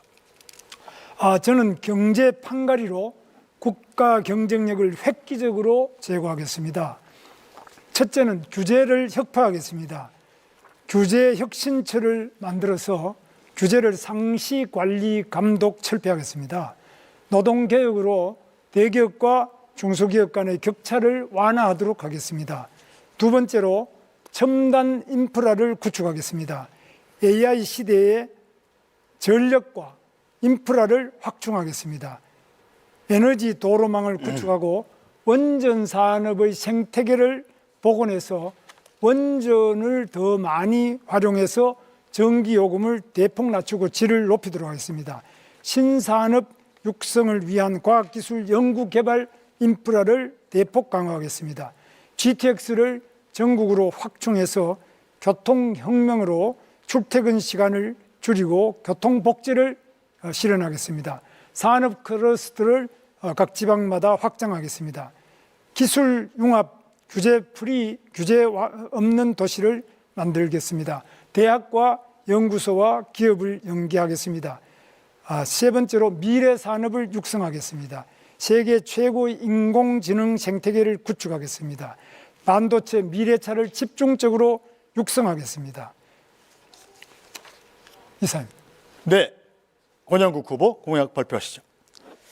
예, 우리는 지금까지 국가 경쟁력을 GDP와 무역 규모로 판단해 왔습니다. 지난 20년간 양적 수치는 정말 높아졌습니다. 그런데 노동자의 삶, 소상공인의 삶, 농어민의 삶 여전히 팍팍합니다. 국민 여러분, 살림살이 좀 나아지셨습니까? 민주노동당이 20년 전에 한 질문입니다. 다시 묻지 않을 수 없습니다. 세계 10위권의 경제 대국에서 매년 2,000명이 넘는 노동자들이 일터에 숨졌습니다. 1만 4천 명 이상이 자살로 생애를 마감합니다. 노인 빈곤율 1위, 산재 사망률 1위, 자살률 1위. 이게 정말 선진국 맞습니까? 대출로 연명하고 삶을 버티는 데 모든 에너지를 쏟아야만 하는 국민들입니다. 이제 국가 경쟁력의 관점을 바꿔야 합니다. 국민의 삶이 국가 경쟁력이어야 합니다. 노동이 강한 나라가 바로 진짜 선진국입니다. 저 권영국 불평등을 갈아엎고 차별 없는 나라를 만들겠습니다. 재벌 퍼주기, 부자 감세가 아니고 서민과 노동자를 위한 나라가 되어야 합니다. 수도권과 비수도권의 불평등을 없애겠습니다. 노동이 당당한 나라, 모든 시민이 존중받는 나라, 진짜 민생이 우선인 나라 제가 만들겠는데요. 하나 대단히 유감스러운 것은 이런 이야기를 하는 분들이 잘 없어서 굉장히 유감스럽습니다. 네, 이준석 후보 공약 발표하시죠. 대한민국이 다시 성장하려면 정답은 분명합니다. 먼저 규제를 화끈하게 깨부숴야 됩니다. 지금 이 순간에도 많은 창업가들이 대한민국의 등을 돌리고 실리콘밸리나 싱가포르로 향하고 있습니다. 이스라엘 기업들이 미국과 기준을 맞춰서 세계로 뻗어가듯 우리도 타국과의 규제 격차를 없애야 합니다. 에너지 정책도 대폭 수정해야 합니다. 탈석탄, 탈원전, 재생에너지만 외치는 것은 결국 전기요금 폭탄으로 국민만 고통을 받게 합니다. 모든 대선 후보가 입을 맞춰서 AI 시대라고 합니다. 하지만 AI에 대한 이해도는 나쁘끄럽습니다. 이재명 후보는 AI에 100조 원을 투자하겠다면서도 매년 5조에서 15조 원에 달하는 농촌 기본소득을 도입하겠다고 했습니다. 무엇이 미래를 위한 투자인지 우선순위를 판단하지 못하고 있는 것입니다. 지도자는 한정된 자원을 어디 쓸지 냉정하게 선택해야 됩니다. 다 해주겠다는 말은 결국 다 못하겠다는 말과 다르지 않다고 생각합니다. 민주당에서는 제2경찰학교를 남원에도 그리고 아산에도 유치하겠다고 합니다. 도대체 어디로 유치한단 말입니까? 후보일 때도 양다리 공약을 이렇게 남발하는데 만약 대통령이 되면 해준다고 했더니 진짜 해주는 줄 알더라 이러면서 말을 바꿀 것을 우려할 수밖에 없습니다. 양치기 소년을 뽑는 선거가 아닙니다. 당선되면 말을 바꾸는 노쇼 후보에게 대한민국의 5년을 맡길 순 없습니다. 미래를 맡길 수 없습니다. 네, 후보들의 공약 잘 들었습니다. 마찬가지로 주도권 토론 시간 6분 30초에 주도권 토론을 시작하겠습니다. 자, 규칙은 마찬가지로 반드시 2명 이상에게 질문을 하셔야 되고 답변 시간은 30초를 보장하셔야 됩니다. 자, 그럼 이재명 후보부터 주도권 토론 시작하시죠. 네. 우리 사회가 참으로 토론, 대화가 많이 부족합니다. 토론과 대화를 하려면 상대를 존중하고 왜곡하지 말아야 됩니다. 상대의 말을 왜곡해서 조작을 해서 네가 이렇게 말했지 이렇게 주장을 하면 이건 토론이 아니라 싸우자는 거죠. 규제 프리 도시라고 우리 김문수 후보 말씀하시면 규제가 전혀 없단 말이야? 그러면 뭐 교통신호도 이제 없애겠다는 거야? 이런 식으로 말하면 안 되는 거죠. 그건 합리적인 범위 내에서 꼭 필요한 규제 외에는 대부분 풀겠다 이런 뜻으로 저는 이해를 합니다. 이제 앞으로 좀 토론해서 상대가 하는 말이나 이런 것들을 왜곡해가지고 이 조작해가지고 없는 말 가지고 또는 엉뚱하게 이렇게 안 하면 합리적인 토론이 좀 가능하지 않을까 그런 생각합니다. 마찬가지예요. 우리 이준석 후보 지금 농촌 기본소득 5조 원, 7조 원 드는데 하겠다는 거냐? 농촌 기본소득을 저희가 도입을 하는데 제가 그렇게 다 전면적으로 한다고 하지 않았어요. 예를 들면 그다음에 시군, 특히 군 되겠죠. 이런 데서 매칭으로 좀 조금씩 나눠서 하고 가능한 범위 내에 예를 들면 인구 소멸 위기가 큰 지역 중심으로 이 순차적으로 한다고 하지 않습니까? 그걸 왜 한꺼번에 한다고 전제를 하고 이렇게 공격을 하나 좀 이해가 좀 안 된다 이 말씀 드리고요. 이 기업 규제 합리화 얘기를 많이 하시지 않습니까? 저도 동의합니다. 기업 규제 불필요한 규제가 많죠. 공직자 공무원들이 좀 자기 편하려고 하는 그런 규제가 많아요. 그런 건 당연히 줄여야죠. 없애거나 또 시대에 안 맞는 규제 많아요. 그런 거 없애야죠. 또 새로운 영역에 대한 신설 규제도 가능하면 절제하는 게 필요하죠. 저는 이래서 규제에 대해서는 이렇게 표현하고 싶어요. 완화, 해소 이렇게 말하지 말고 합리화하자. 필요한 규제는 강화하고 불필요한 규제는 해제하거나 완화하자. 합쳐서 규제 합리화 이런 게 필요하다고 생각합니다. 김문수 후보님, 네. 제가 여쭤볼게요. 김문수 후보님도 이제 경기도지사를 하시는데 수도권 규제 완화해야 된다고 많이 주장하셨죠. 그렇습니다. 저는 뭐 아주 적극적으로 주장했습니다. 그럼 수도권 규제를 그렇게 완화를 하면 수도권 집중에 따른 대한민국의 이 지속 성장에 장애되는 요인, 지방이 소멸하는 이 문제 어떡합니까? 지금 수도권 규제 완화 중에 하나가 바로 평택 삼성 반도체 공장 120만 평이 규제 완화로 가능했고요. 또 이천에 하이닉스도 SK 하이닉스도 콩밭을 하던 것을 규제를 완화해서 하이닉스를 했습니다. 그럼 그것이 지방에 마이너스가 됐습니까? 다 외국으로 가려고 하는 기업을 제가 유치를 해가지고 지방 사람들도 거기 와서 다 취업을 하고 그게 지방에 무슨 문제가 있습니까? 알겠습니다. 말씀의 취지는 합리적인 범위 내에서 완화하자는 거지 수도권을 대폭 규제를 풀어가지고 팽창시키자 그건 아니란 말씀이죠? 제 주장은 아니 잠깐만 그 제 말씀이시죠? 주장은 지방을 우선 해제하고 그 다음에 수도권도 자, 합리적인 해제를 하자. 규칙은 좀 지켜가면서 하시면 좋을 것 같아요. 어쨌든 알겠습니다. 근데 아까 규제 프리 도시 말씀도 하셨잖아요. 네. 저는 수도권에 대한 규제를 합리화할 필요가 있다. 예를 들면 말씀하신 것처럼 규제를 안 풀어주면 해외로 나갈 기업들 이런 건 우리가 받아야 되겠죠. 해제 완화를 해서 잡아놔야 되겠죠. 해외에서 기업이 들어오는데 수도권 외에는 도저히 갈 수가 없다. 뭐 그런 경우는 필수적이니까 하는데 그 외에 수도권의 용도 규제를 완화한다든지 일반적 규제를 완화한다든지 이런 건 좀 하면 안 된다. 그건 지방에 대해서 기회를 박탈하는 거다. 이 생각을 말씀을 드리고 저는 시장 또 도지사를 할 때도 이 주장은 계속했다는 말씀을 좀 드립니다. 우리 다른 분한테 한번 여쭤보려고 해요. 이 지방을 다녀보면 지금 실제로 매우 심각하잖아요. 지방 소멸 문제가. 근데 지방 소멸을 막기 위해서는 지방에 기업도 있어야 되고 학교도 있어야 되고 주거 문화, 뭐 생활 환경도 좋아야 되고 지방의 사람이 서울로 오지 않게 뭔가를 해야 되는데 저는 거기에 핵심적 요소가 몇 개 있다고 생각해요.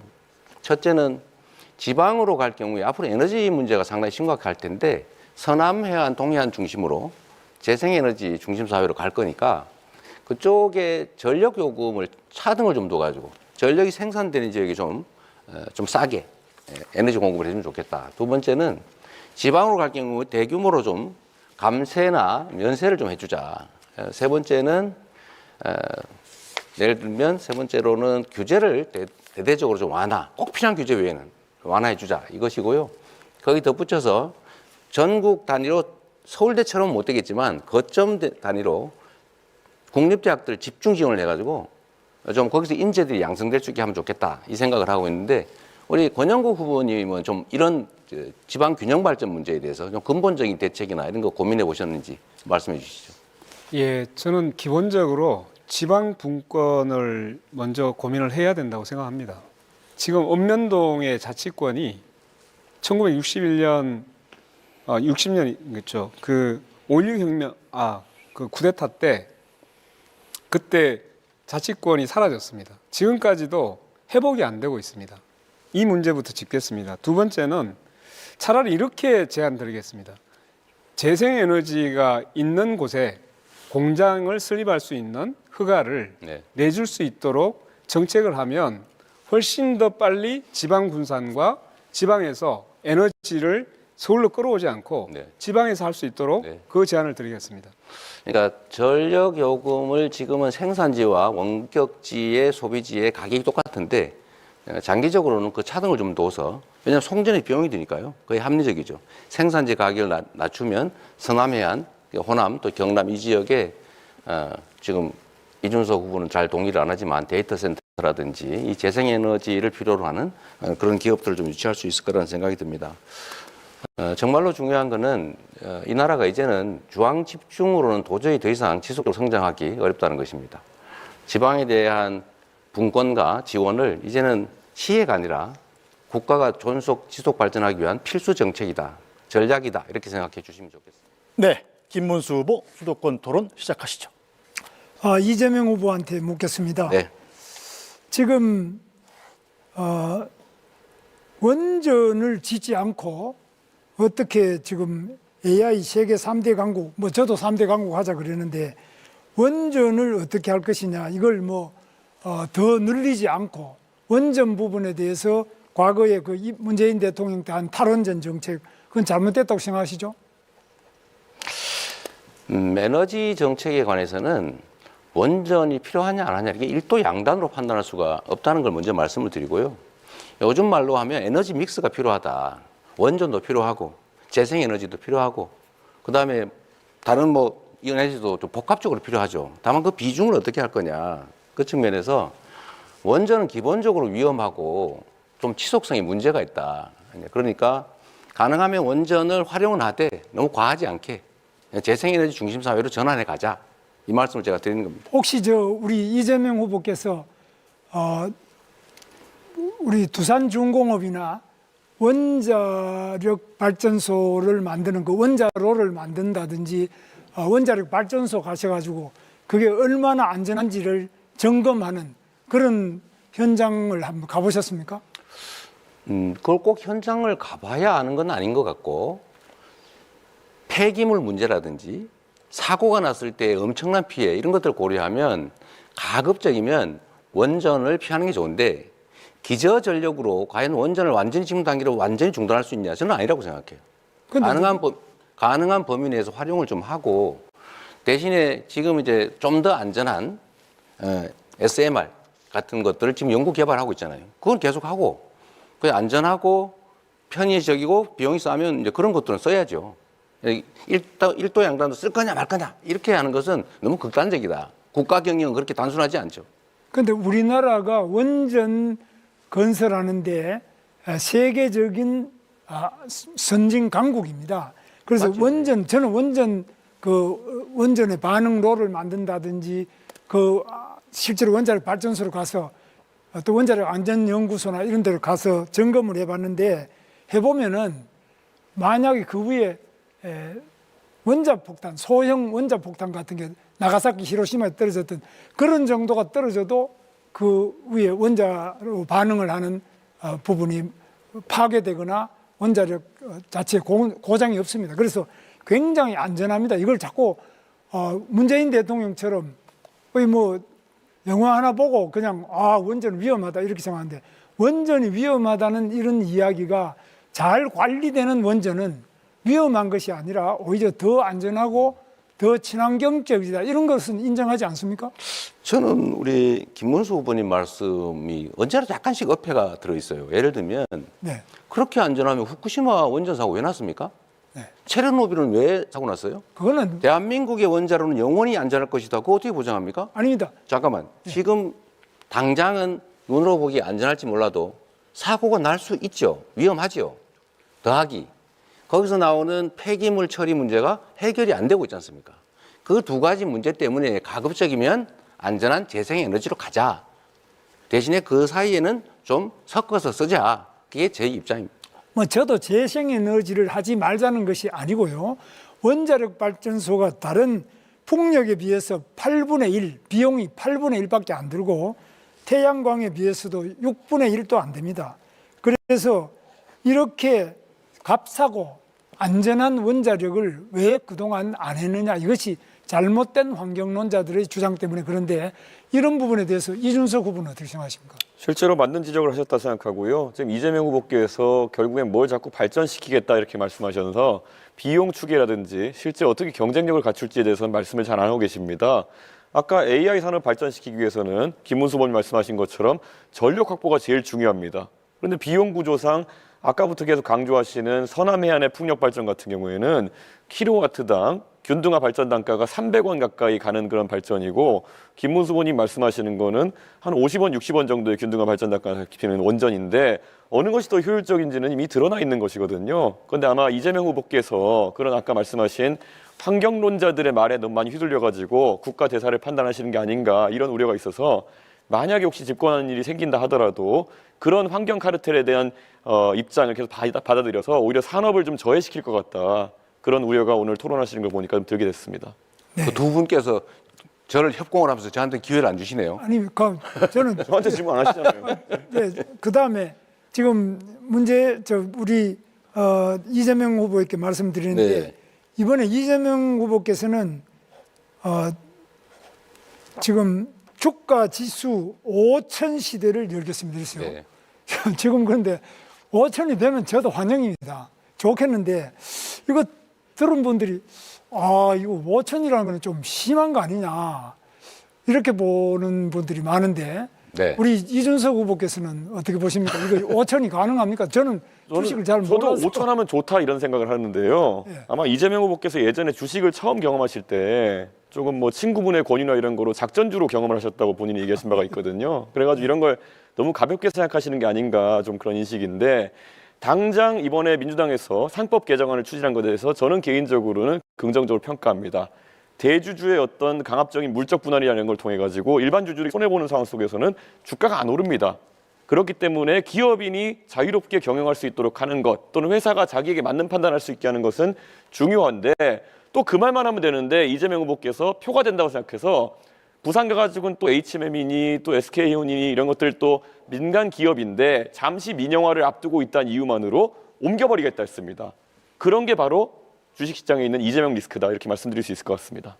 네, 뭐 저는 정말 그렇게 되면 좋겠는데 참. 네, 이제 권영국 후보 주도권 토론 시작하시죠. 네, 우선 세 분에게 다시 묻겠는데요. 우선 이재명 후보께 묻겠습니다. 그 차별 없는 나라가 경쟁력 있는 나라입니다. 이번 광장에서 2030 청년들이 가장 많이 요구한 것이 차별금지법 제정입니다. 네. 1997년 김대중 전 대통령은 당 총재 시절 앞으로 이 땅에서 영원히 차별을 없애 나가겠다 하면서 차별금지법을 제정하겠다고 약속한 적이 있으십니다. 2007년 노무현 정부도 차별금지법을 발의했습니다. 2013년 문재인 대통령도 국회의원 시절 법안을 발의했습니다. 이재명 후보께서는 차별금지법 제정에 동의하십니까?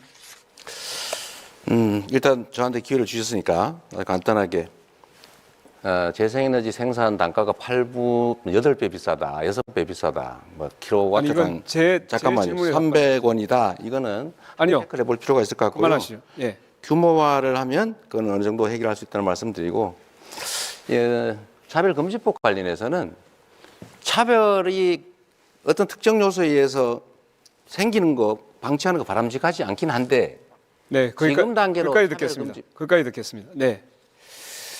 여러 가지 뭐 사회적 합의 이런 얘기를 많이 하시는 것 같아요. 그런데 28년입니다. 김대중 대통령 총재 시절에 얘기했습니다. 강산이 3번 변했습니다. 이게 과연 사회적 합의의 문제입니까? 결단의 문제입니다. 자, 이렇게 말씀드릴 수 있습니다. 이재명 후보님, 네. 광장에서 멀어지시면 안 됩니다. 지금은 이재명이라고 현수막에 써 있지 않습니까? 나중이 아니라 지금 하겠다 이렇게 말씀하셔야죠. 네, 됐습니다. 제가 다른 질문을 다 해야 돼서 네. 그까지 그래도 답을 듣는 게 의미가 있지 않을까요? 예, 10초만 드리겠습니다. 네. 방향은 저는 맞다고 보지만 지금 현재 너무 현안들이 복잡한 게 많이 얽혀 있어서 이걸로 새롭게 논쟁 갈등이 심화되면 지금 당장 해야 될 일을 하기 어렵다라는 네, 말씀. 알겠습니다. 영원히 못할 것 같습니다. 자, 김문수 후보에게 묻겠습니다. 네. 중대재해처벌법이 악법이라고 했던데 매년 산재로 몇 명의 노동자가 죽는지 아시죠? 네. 구의역 김군, 태안화력발전소 김용균, 평택항 이선호, 파리바게뜨 SPL 박선빈, DLENC 건설 이용직 강보경 이런 청년들이 계속적으로 죽어가고 있어요. 하루에 6명의 노동자가 출근해서 집으로 돌아오지 못하고 있습니다. 그런데 여야 합의로 만든 중대재해처벌법이 악법이라고요? 저는 제2의 윤석열을 보는 것 같습니다. 노동자의 생명과 안전을 이렇게 무시해도 되는 겁니까? 답변하세요. 중대재해처벌법은 처벌 위주의 법입니다. 그런데 산업재해를 없애기에는 예방 위주로 가야 됩니다. 예방은 최근에 AI도 발전하고 드론도 발전하고 로봇도 발전하고 여러 가지 CCTV도 발전해서 예방을 위한 시설을 하고 미리 그걸 예방을 해야지. 사람 죽고 난 다음에 그 사업주를 처벌한다고 해서 재해가 그러면 줄어듭니까? 사망자가 줄어듭니까? 그래서 저는 예방 네, 위주로 가야지. 네, 듣겠습니다. 처벌 위주로 끝까지 듣겠습니다. 잘못이라고 봅니다. 지금 예방 위주로 하는데 아무리 그런 걸 예방을 하라고 해도 돈이 드니까 지금까지 안 해온 거예요. 그래서 중대재해처벌법 만들어서 처벌하자고 만든 겁니다. 산재 유족들이 그 추운 겨울날 단식하면서 만든 거예요. 이걸 함부로 무시하는 노동부 장관 과연 그 자격이 있었습니까? 저는 이해할 수가 없습니다. 더 들을 필요가 없어서 넘어가겠습니다. 이준석 후보에게 질문하겠습니다. 오랜만에 묻네요. 네, 반갑습니다. 그 후보님은 지역별로 최저임금을 달리 적용하자고 제안하고 계십니다. 제가 볼 때는 이거 되게 위험한 생각입니다. 우리나라는 대기업과 중소기업, 남성과 여성, 정규직과 비정규직, 그리고 플랫폼 노동자 이렇게 따라서 임금 차별이 매우 심합니다. 여기에다가 다시 또 수도권하고 비수도권 차별하자고 하면 이거 정말 위험한 거 아닙니까? 일본이 지역 차등 임금제 도입했다가 지역 인구가 더 유출되고 지방 경제가 피폐됐습니다. 한마디로 폭삭 망했어요. 그런데 이걸 가지고 자민당에서도 다시 인류화, 평준화 논의가 지금 진행되고 있습니다. 이 공약 처리해야 되는 거 아닙니까? 일본의 사례도 잘 알고 있고요. 반대로 미국의 사례도 잘 알고 있습니다. 미국 같은 경우에는 텍사스가 잘 아시는 것처럼 캘리포니아와 다르게 규제와 세금이 더 적기 때문에 많은 기업들이 텍사스로 이전했습니다. 그래서 최저임금도 낮고 법인세도 낮기 때문에 잘 아시는 일론 머스크 같은 사람도 스페이스X 같은 기업을 이전했던 것입니다. 저는 지역 간의 경쟁이 어느 정도 촉발될 수 있다 이런 생각을 하고 있고요.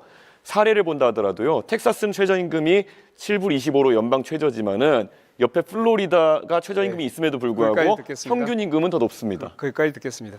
미국은 땅이 큽니다. 그리고 연방이잖아요. 그건 주가 거의 국가예요. 그렇기 때문에 그 차이가 엄청나게 클 수 있어요. 어떤 차이가 크단 말이에요? 생활 조건이나 이런 것들이 많이 다를 수 있죠.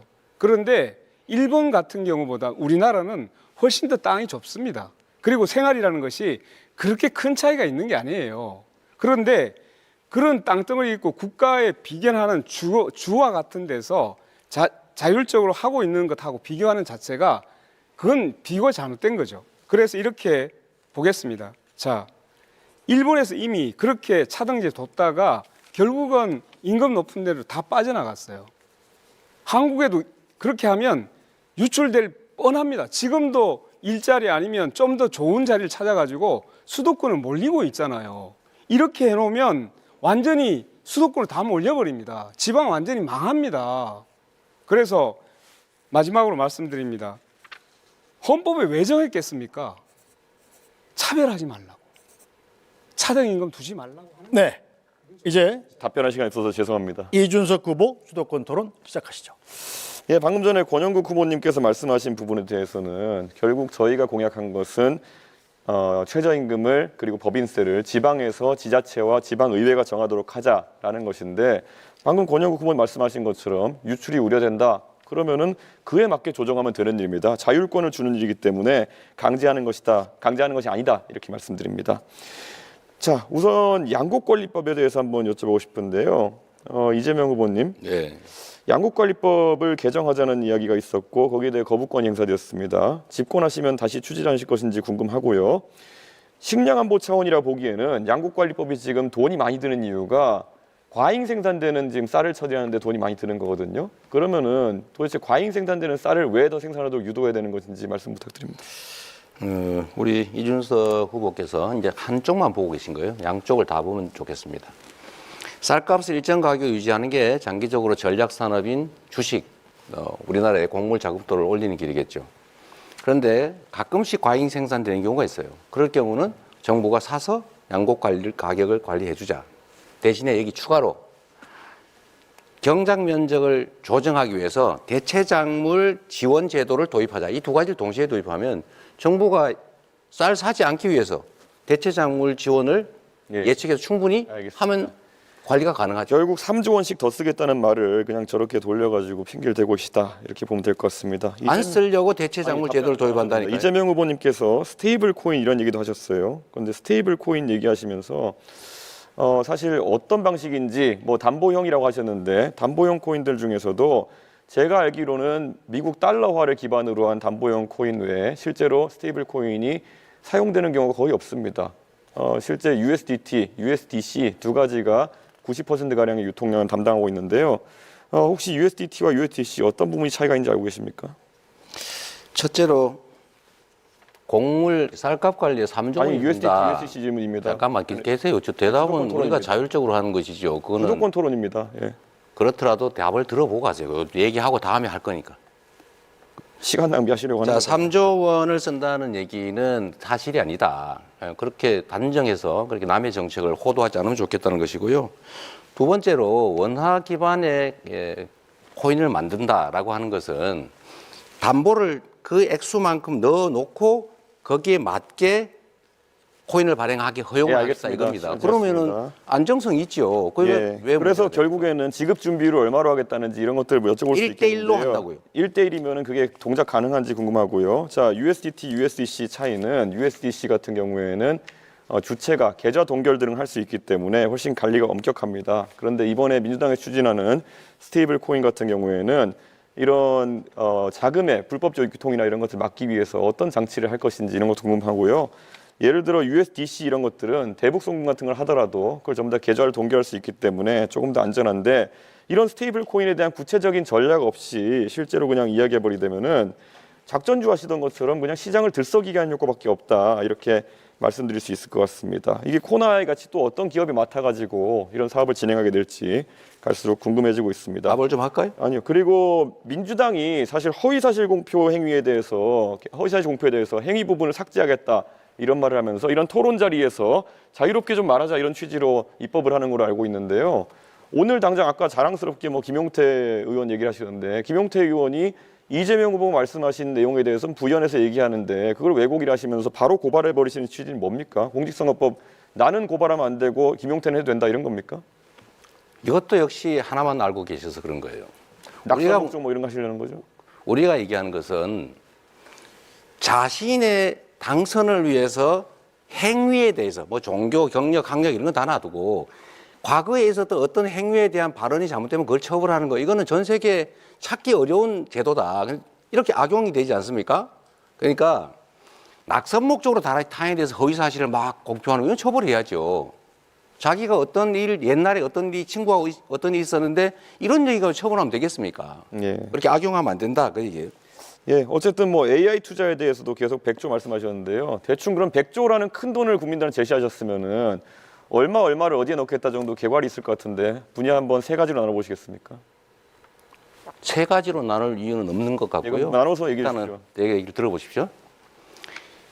100조 원이라고 하는 것은 당장 100조 원을 정부 재정으로 만들겠다는 게 아니고 AI 관련 산업에서는 연구 개발도 필요하고 지원도 필요하고 투자도 필요한데 정부가 모태펀드 등을 만들어서 민간 자본을 유치해서 연차적으로 100조 원 정도를 투자하겠다 그 말이니까 그 세부적인 내역을 어디다가 투자할 거, 어떤 회사에 투자할 거냐, 어떤 연구에 투자할 거냐라는 것은 또 검토해 가면서 만들어가는 것이죠. 예, 알겠습니다. 세부적으로 계획도 없는데 100조 원 넣겠다는 말씀 잘 들었고요. 권영국 후보께 질문 드리겠습니다.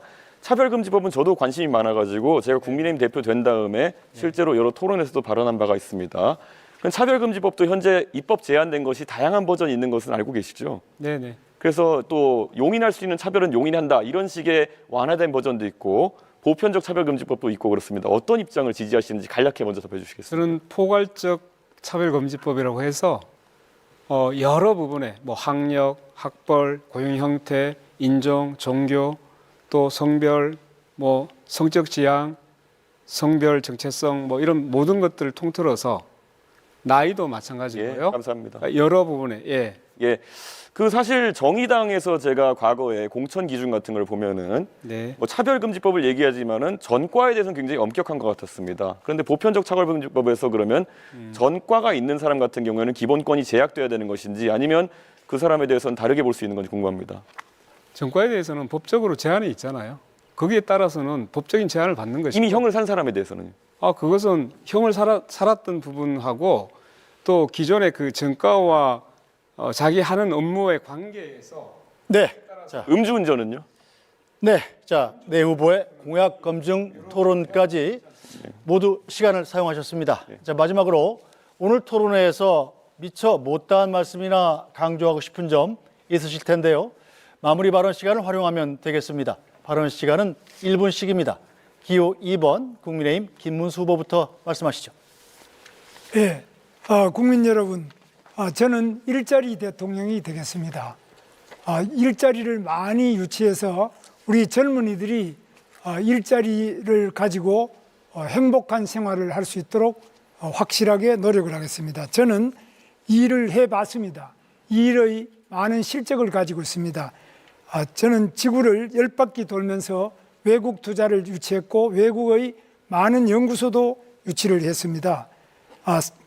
판교, 광교 테크노밸리를 만들고 또 평택 삼성 반도체 공장을 만들었습니다. GTX도 지금 제가 만든 것입니다.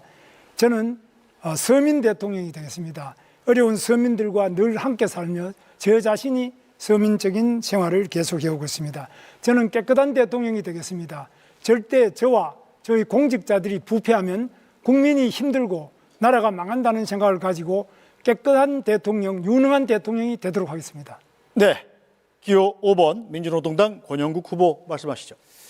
네, 국민 여러분, 이번 대선은 선택이 아닙니다. 심판입니다. 헌법을 짓밟고 계엄령을 기도한 내란 세력, 노동을 배반하고 변절한 가짜노동 김문수 후보, 이제는 역사의 뒤안길로 퇴장시켜야 합니다. 광장이 압도적으로 승리해야 합니다. 내란 세력을 압도적으로 패배시켜야 합니다. 저 권영국은 노동을 배반하지 않았습니다. 평생을 현장에서 싸워온 사람입니다. 변절한 가짜 노동이 아니라 진짜 노동의 대표 정치로 여러분 앞에 섰습니다. 응원봉을 들었던 청년들, 전봉준 트랙터를 몰고 온 농민들, 깃발을 든 노동자들, 히세스 시위에 나선 여성과 성소수자, 그리고 장애인들, 그 모든 광장의 주체들이 압도적으로 승리해야 합니다. 그러기 위해서 저 권영국 광장의 이름으로 싸우겠습니다. 정권 교체를 넘어 사회 대전환으로 이루겠습니다. 기호 5번 민주노동당 권영국이었습니다. 고맙습니다. 네. 기호 4번 개혁신당 이준석 후보 말씀하시죠. 서울의 끝자락 지하철 4호선 종점 상계역에서 신혼을 시작한 어느 부부가 있었습니다. 조금이라도 사회의 중심에 다가가고자 덜 입고 덜 쓰면서 자식 교육의 모든 것을 걸었습니다. 아이는 국비 유학생이 되었고 거대 정당의 대표까지 지낼 수 있었습니다. 이제는 공정한 대한민국을 신뢰하며 대통령 후보로 나섰습니다. 이 이야기는 저희 가족만의 이야기가 아니어야 합니다. 오늘보다 나은 미래를 다음 세대에게 물려주고자 하는 애틋한 마음, 그것이 지금까지 대한민국을 지탱한 정신입니다. 이준석은 이 전통을 이어가고 싶습니다. 누군가는 자녀 세대의 미래를 빚으로 당겨서 가불해서 쓰자고 얘기합니다. 그것은 대한민국의 방식이 되어서는 안 됩니다. 저 이준석을 대한민국의 대통령으로 만들어 주십시오. 건전한 정책으로 기회의 사다리를 지켜 다음에는 여러분의 자녀와 손주들이 이 자리에 서는 꿈을 지켜내겠습니다. 네, 기호 1번 더불어민주당 이재명 후보 말씀하시죠. 존경하는 국민 여러분, 지금이 참으로 큰 위기입니다. 얼마나 먹고 사는 일이 힘들고 팍팍합니까? 지금 내란 세력들 때문에 나라가 이렇게 위기에 빠졌습니다. 지금 대통령 선거를 앞두고 있습니다. 대통령. 크게 국민들을 통합해서 하나로 힘을 모으는 그런 우두머리겠지요. 이 대통령을 뽑는 데 있어서는 과연 그가 이 나라 이 국민들을 힘을 합쳐서 정말 새로운 대한민국으로 만들 수 있는지를 꼭 보셔야 합니다. 유능하고 충직한 그 대리인을 뽑아야 국민이 맡긴 권력과 예산을 오로지 국민만을 위해서 제대로 쓸 것입니다. 주어진 권력을 사적 이익을 위해서 남용하는 그런 정치 집단에게 다시 또 대한민국 운명을 맡길 수는 없는 것 아닙니까? 이번 선거는 심판 선거가 맞습니다. 유능한 그리고 준비된 대통령 후보 저 이재명에게 기회를 주시면 새로운 대한민국을 만들어서 보답드리겠습니다. 네, 여러분은 어떻게 보셨습니까? 오늘 이 시간 유권자 여러분의 선택에 도움이 되셨기를 바랍니다. 오늘 열띤 토론을 벌여주신 네 후보 수고 많으셨습니다. 또 함께해 주신 시청자 여러분께도 감사드립니다. 제21대 대통령 선거를 앞두고 중앙선거방송 토론위원회가 주관하는 후보자 토론회는 앞으로 3차례 더 개최합니다. 내일 저녁 10시에는 오늘 4분을 제외한 후보들이 참석하는 후보자 토론회가 열리고요. 오늘 나온 후보들은 5월 23일에는 사회 분야, 또 5월 27일 정치 분야를 주제로 저녁 8시에 유권자 여러분을 찾아뵙니다. 남은 후보자 토론회도 많은 관심과 시청 부탁드립니다.